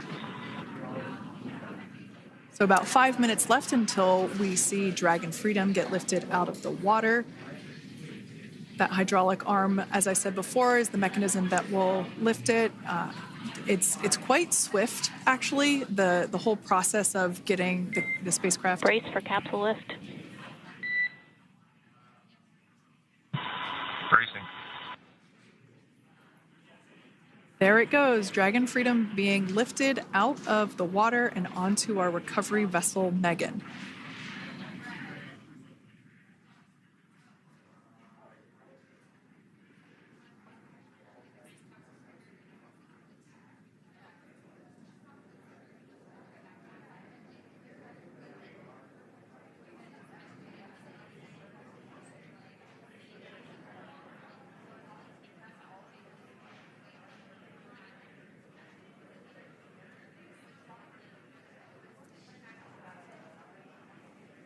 So once securely on... Welcome aboard the recovery vessel. Recovery personnel are completing final checks and stand by for translation to the egress platform. Freedom copies. Great news there, letting us know that Dragon Freedom has been successfully recovered from the water's surface. If you've just joined us, we had an on-time splashdown at 5:57 p.m. Eastern Time, and we can now see that the water recovery operations are continuing to progress. The nest where the Dragon spacecraft is located is going to get moved forward. This will happen after one of the recovery crew members does some checks, and we'll also see some hosing. Obviously, the spacecraft splashed down in salt water. Salt water is corrosive, and we want to try and rinse out as much of the salt water as possible to reduce that corrosion on the metallic structures. So we can see some guidance there being provided, really steering the spacecraft properly into the Dragon's nest. And it's been 30 minutes since Dragon splashed down, and as you can see there, the spacecraft is already on board the recovery vessel Megan. Things continuing to move very smoothly today throughout the entire operations from the deorbit burn up until this point as well. And Freedom, it looks like the positioning wasn't quite right, so they are working on repositioning the capsule in the nest now. Okay, copy that. Thanks. And with that, the team is just going to adjust the Dragon spacecraft a bit so that it's in the right position ahead of translating up a little bit closer ahead of the side hatch. So the team is now going to step through the procedures to ensure that that takes place. While Dragon does fly itself autonomously, it clearly is unable to park itself autonomously. We want to make sure that the Dragon capsule is properly seated there in that nest.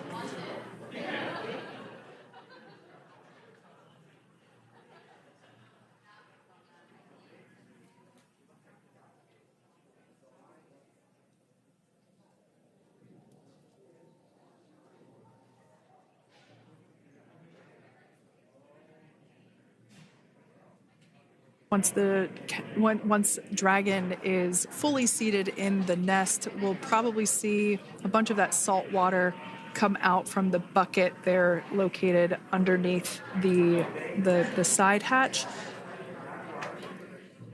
See some salt water splash out. As I mentioned before, one of the recovery team members will begin hosing down the exterior of the spacecraft.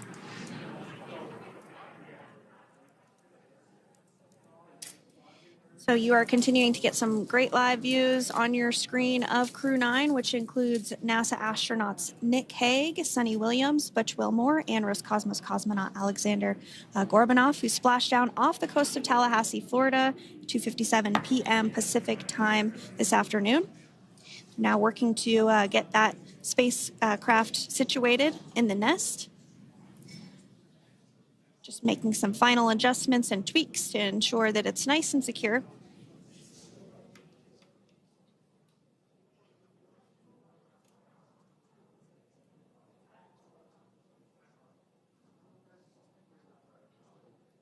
Once the spacecraft is seated and secured and oriented correctly in the nest, Dragon will be moved into the hangar located underneath that helipad that we saw earlier from the aerial views during recovery.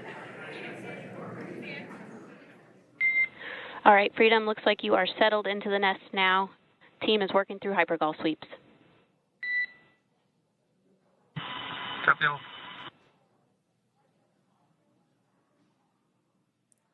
Call out there telling us that the recovery team is doing the second round of those hypergolic sweeps.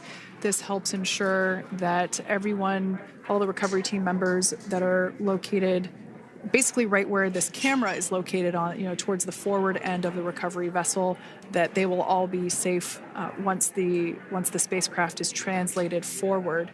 So we're just doing some additional steps to make sure that the hypergolic propellant that is utilized for maneuvering the Dragon capsule while on orbit, making sure that none of those vapors are still present on the exterior of the capsule. That's right, and there are a variety of individuals on board the boat that help with recovery operations. Not only do we have the recovery personnel that you see here, but we also have a doctor that will check out the crew members as standard procedure. As with any spacecraft that is returning from space, we always perform a medical check with the crew. So you will see the crew come out of the capsule and be placed on stretchers, just like with the Soyuz landing and with all of our Dragon splashdowns, that is the nominal procedure.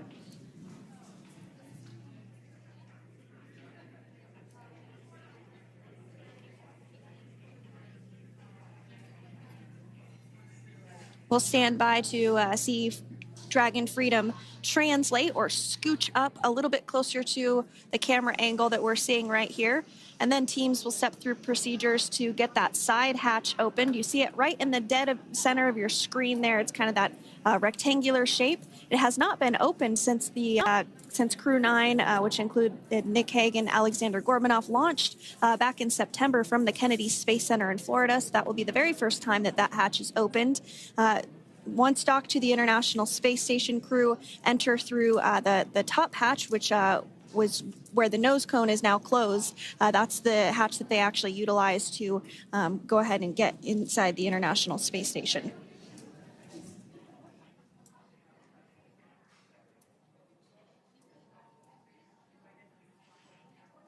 So as we get a little closer to that hatch opening procedure, you might start to see more individuals come into frame for some of that support.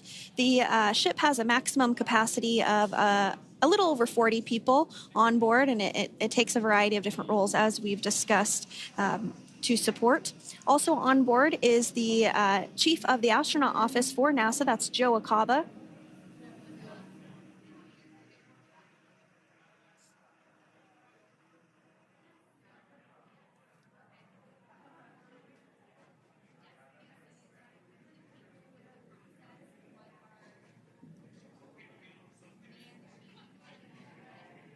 Now, while we are standing by for translation of the Dragon spacecraft to the platform there, the recovery platform that we see in the foreground, it is important to note that Nick, Suni, Butch, and Aleksandr will be getting assistance from the recovery teams while exiting the spacecraft. This is the same process for any returning long-duration crew members.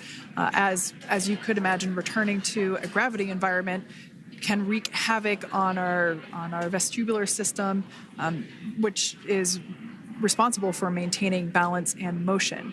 Of course, safety is our number one priority with this operation, so we'll see the crew members helped out of the spacecraft one by one, and they will be assisted the few feet to the medical quarters aboard the boat. And on board Dragon are three veterans space flyers. That includes Nick Hague, the commander, as well as Butch Wilmore and Suni Williams. Aleksandr Gorbunov is completing his very first space flight on this mission, and he completed 171 days in space along with Nick Hague.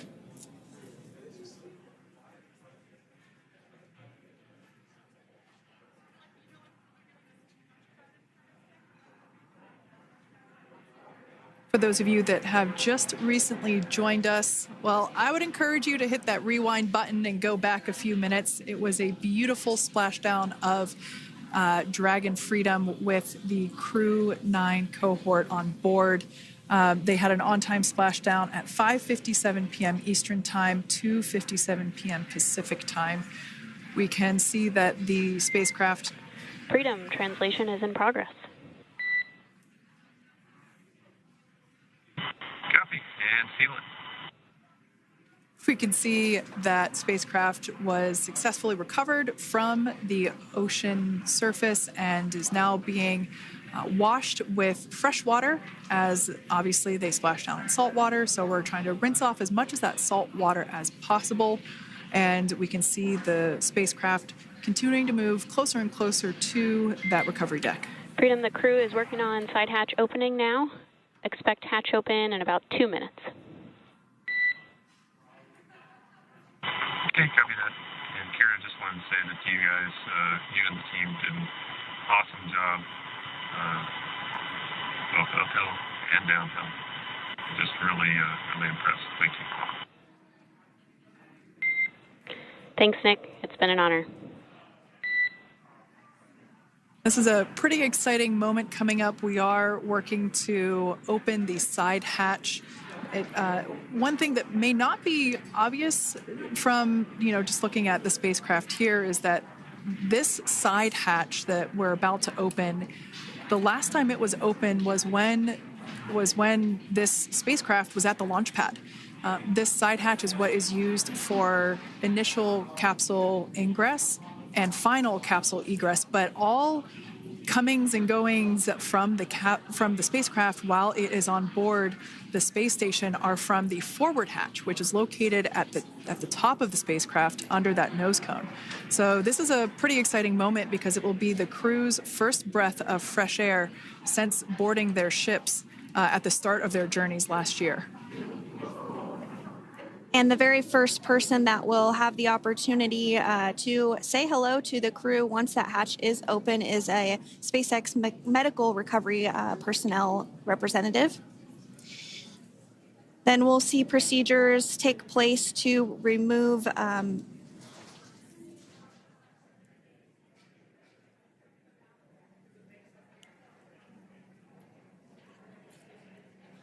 the footrests of Dragon. That will just help the recovery personnel get a little bit more room to access the crew and help get them out of the spacecraft.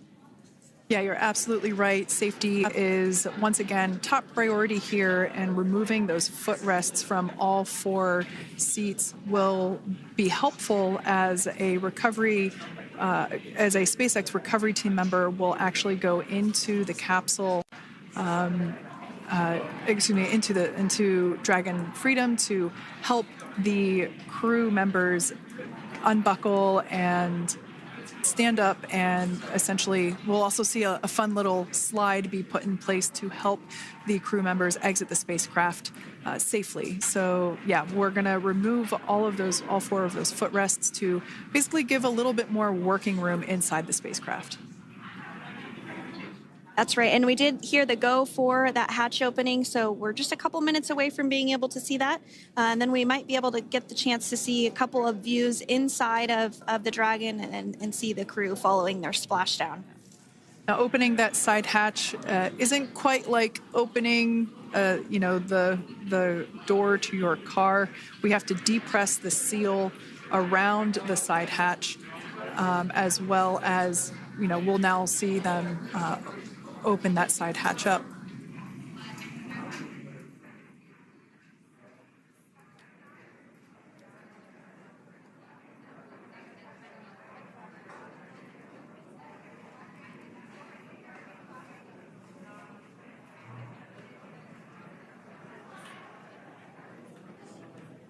And there you have it. The side hatch is open for the first time since September.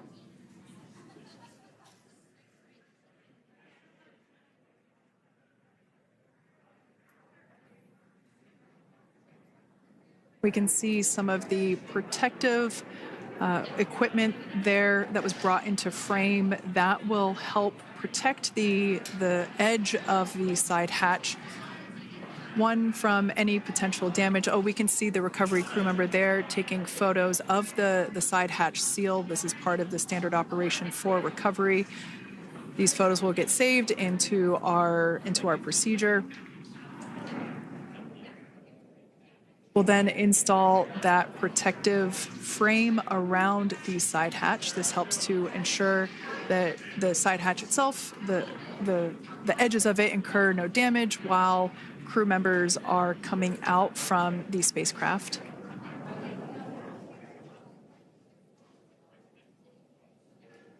If you missed it, there was also a recovery team member that went inside.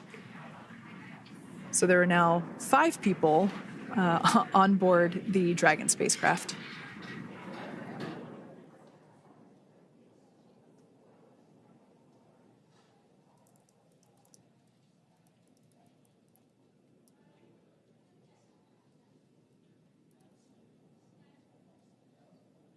And if you are just joining us, it has not yet even been an hour since Crew-9 splashed down off the coast of Tallahassee, Florida at 2:57 p.m. Pacific time. The crew is now on board the recovery vessel Megan, and the hatch is open. The next major milestone that we'll see is when the crew will actually egress or exit the spacecraft. But before that, they'll continue to, the recovery personnel will continue to install that protective area around the hatch and then remove the footrests. So we're a couple minutes away from seeing the crew egress, but not too long away.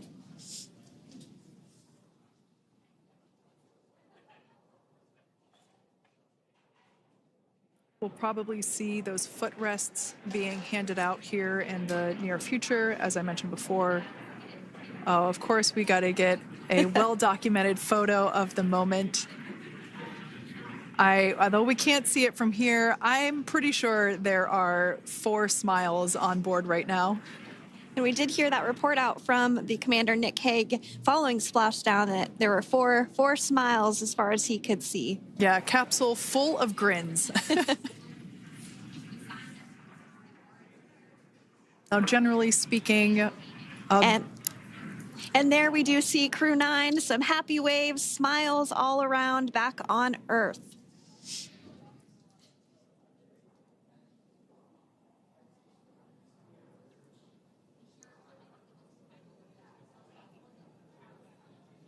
Generally speaking, we have the individuals in the 2 center seats of the spacecraft exit first. You might hear us refer to this as the exit process as egress. It's just another term for exiting the spacecraft.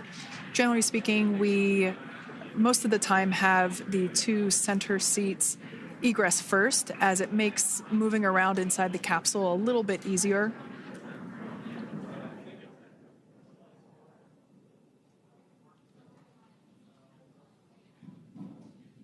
We can see the tablets that were previously located on the upper leg of the crew members. We can see those being handed out to the recovery team. Those were taken off prior to the entry phase, to spacecraft reentry. Those had to be stored and secured prior to dynamic operations.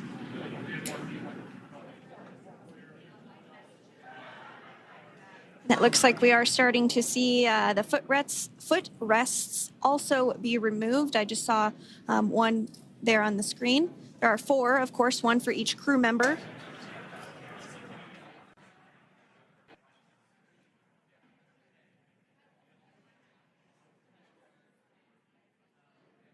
Those footrests are made out of carbon fiber and are actually sized appropriately for each crew member, as everybody has different measurements and different leg lengths.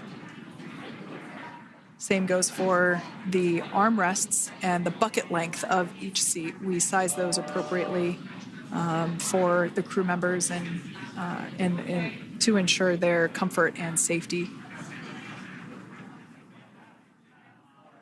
I believe we just saw the little ramp that is used to help slide the crew members out from inside the spacecraft. And once the crew does exit Dragon Freedom, they will be placed on to a stretcher to go to a medical bay for medical checkouts. This is standard procedure for all Dragon spacecraft flights that splash down crewed, as well as for our Soyuz spacecraft that land in Kazakhstan.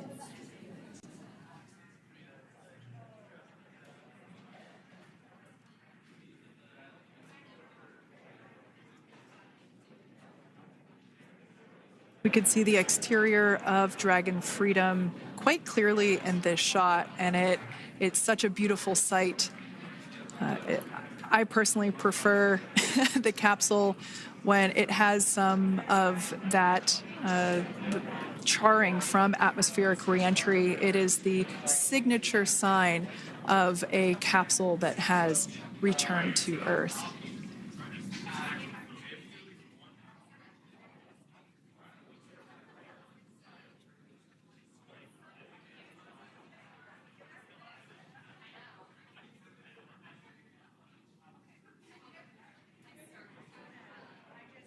Continuing to stand by for our first crew member to egress or exit for Dragon Freedom following their splashdown at 2:57 p.m. Pacific time.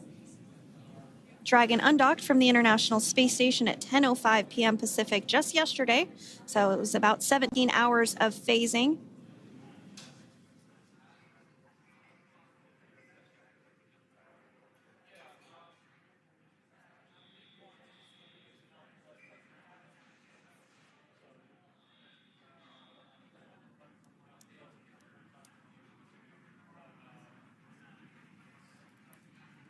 And while on board the International Space Station, Crew-9 contributed to 900 hours of science, over 150 research experiments and investigations, making great use of the microgravity lab of the International Space Station, which celebrates 25 years of continuous human presence this November.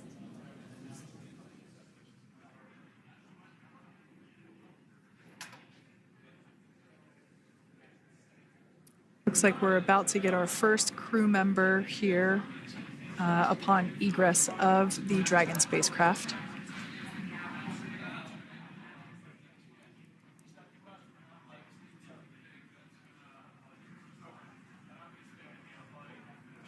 So we are standing by for that egress.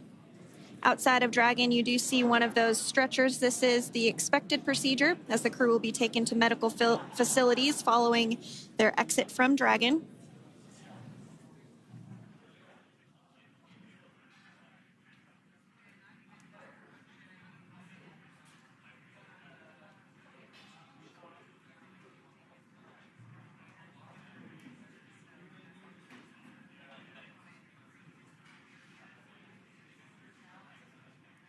We can see folks on board clapping as our first crew member. And that is NASA astronaut Nick Hague commander of Crew-9, now out of Crew Dragon Freedom. Some smiles, thumbs up, and a wave. Can't get any better than that. Yeah, that is one happy camper, that's for sure. As we said before, it is standard procedure for all of our long-duration crew members to receive assistance upon egressing from the spacecraft. We basically help them move off of the recovery deck and into the private medical quarters for their initial consultation with the SpaceX flight surgeon. So we'll see that take place for all 4 of our crew members today.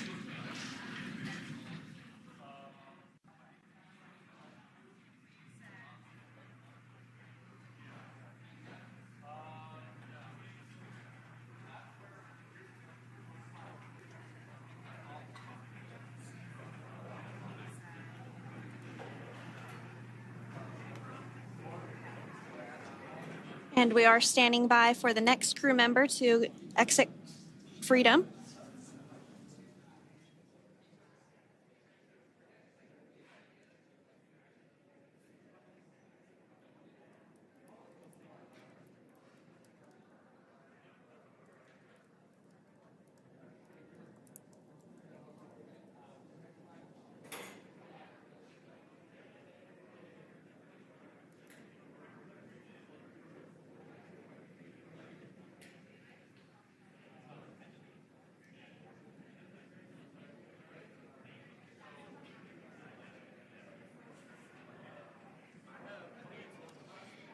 Next up out of the capsule, we expect Roscosmos cosmonaut Aleksandr Gorbunov.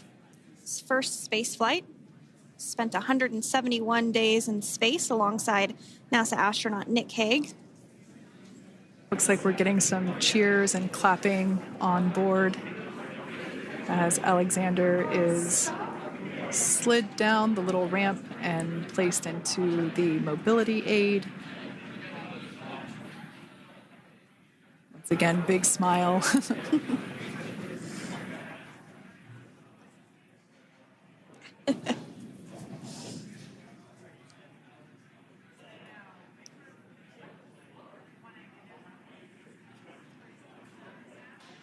Now, the 2 crew members remaining in Dragon are NASA astronauts Suni Williams and Butch Wilmore. They completed 286 days in space. One of the remaining footrests being removed from the Dragon spacecraft.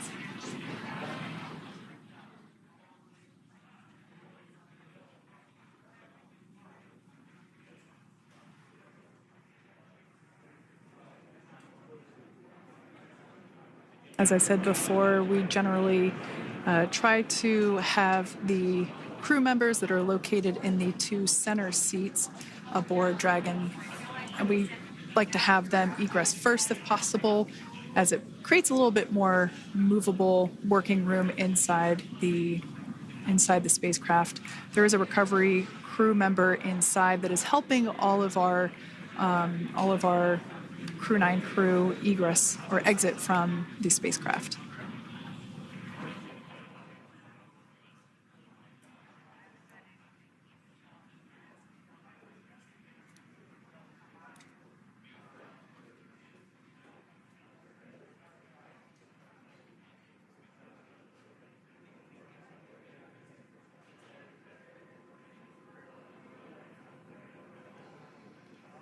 We are standing by for the next crew member to egress or exit Crew Dragon Freedom following the splashdown not even an hour ago at 2:57 p.m. Pacific time.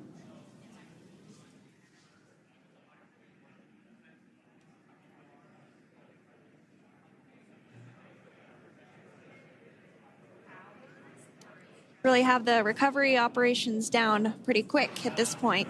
Yeah, it's pretty incredible to think that, just 5 years ago when we were doing the initial demonstration missions of the Dragon for Crew Dragon, that now we're under about 30 minutes for, to retrieve the spacecraft from the water, and just several minutes here while it's been on board and to get everyone really to get that side hatch open.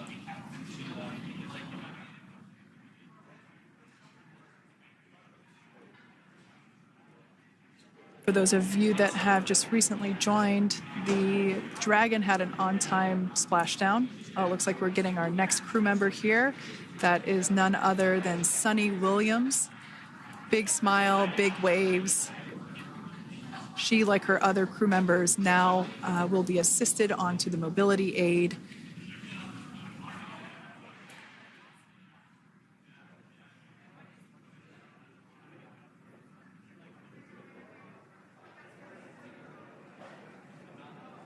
There we have it, some waves, some thumbs up, and some smiles. Definitely seems to be a theme among all recovery operations. Absolutely. And of course, that leaves NASA astronaut Butch Wilmore inside Dragon in seat 4.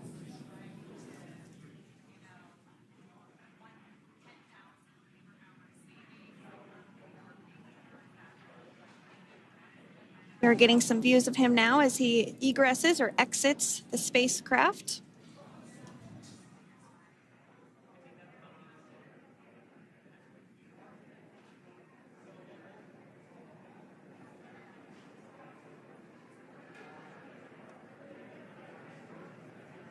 Once again, some elation and cheers there from Butch Wilmore.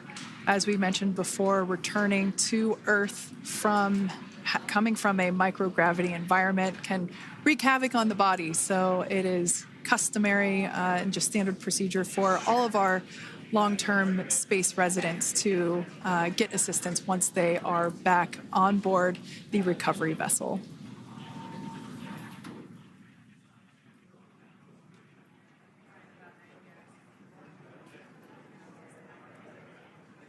Well, now that Nick, Butch, Suni, and Aleksandr are safely back home on Earth and getting checked out by the NASA medical team, we're going to wrap up our live coverage of their return.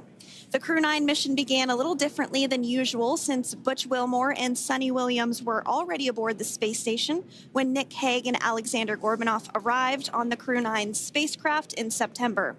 Having arrived as the crew flight test crew for Starliner, Wilmore and Williams were fully incorporated into the space station's Expedition 72 team and began research and other work aboard the station along with the other crew members.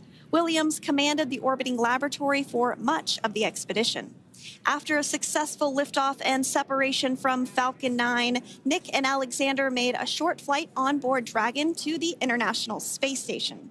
Veterans of long-duration space station missions, both Williams and Wilmore conducted spacewalks during their 9 months in space. Like all crews on the station, Crew-9 had the ability to leave at any point had there been an emergency.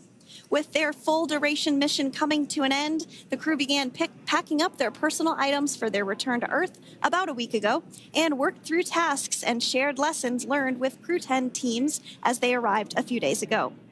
Their journey home began about 17 hours ago when they closed the forward hatch to Dragon and undocked from the space station at 10:05 p.m. Pacific, 1:05 a.m. Eastern.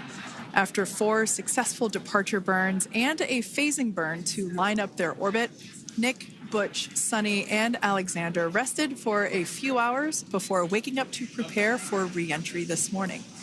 We jettisoned Dragon's trunk and performed our final on-orbit maneuver, the approximately 7.5-minute-long deorbit burn, and that occurred at 2:11 p.m. Pacific, 5:11 p.m. Eastern Time.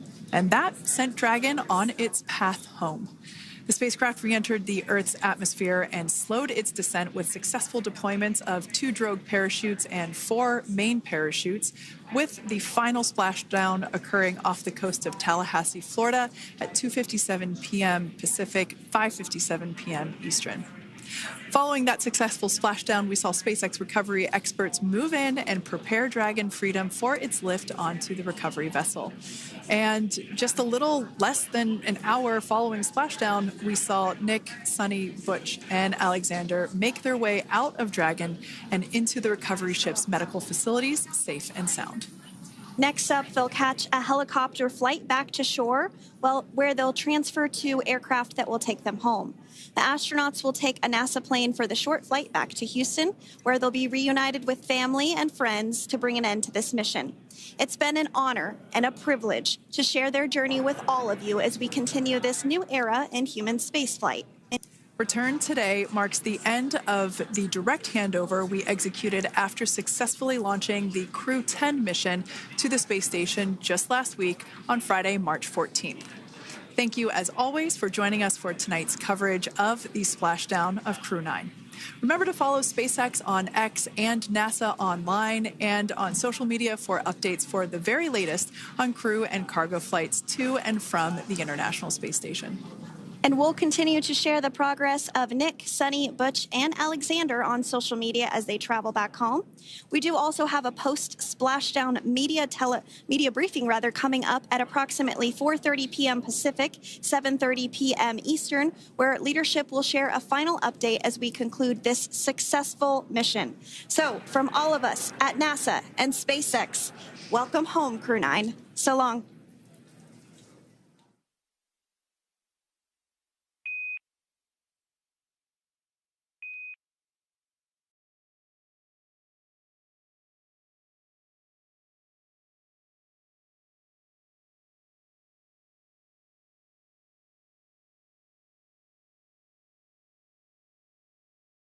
The SpaceX Crew Dragon is the first spacecraft from a private company to take humans into space. In this video, we're going to take a look inside and see how it works.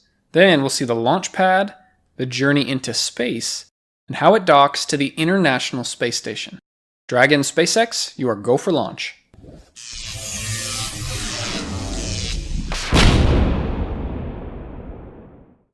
We're about to learn about an incredible piece of engineering that has overcome significant challenges. To solve these challenges, engineers need problem-solving skills that take time to develop. This is why I'm glad to have this video sponsored by Brilliant.org.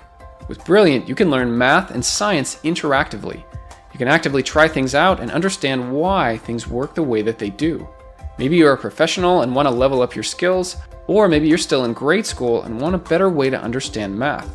Brilliant has thousands of lessons to choose from in a variety of different areas, and you can learn anytime, anywhere. I've really enjoyed some of the math lessons because you get to see things in a way that just won't happen with a textbook. You can try everything Brilliant has to offer for free for 30 days by going to brilliant.org/JaredOwen. The first 200 people will get 20% off Brilliant's annual premium membership.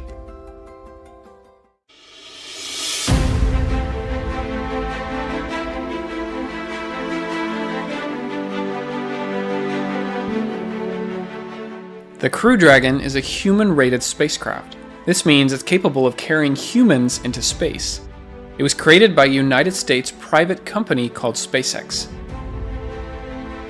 The company has its headquarters in Hawthorne, California. Up until now, space exploration has been done by government agencies who have billions of dollars to spend. SpaceX is really the first private company to break through this barrier. They develop both rockets and spacecraft on their own. But of course, NASA is now one of the largest customers of SpaceX. Alright, for some background, this is the International Space Station, or ISS for short. It's been in use since the early 2000s, and it must be continuously staffed by astronauts going to and from the station. To get a ride to the ISS, astronauts could launch on either the United States Space Shuttle or the Russian Soyuz spacecraft. The Space Shuttle is no longer in operation. It was retired in 2011. After that, the Soyuz was the only way to travel to the ISS. There was no other spacecraft available to take humans into space. The year 2020 changed all of this. The Crew Dragon flew astronauts once again from American soil. The Dragon spacecraft has a few different versions. First came Dragon 1. This was a cargo spacecraft that brought supplies to and from the ISS.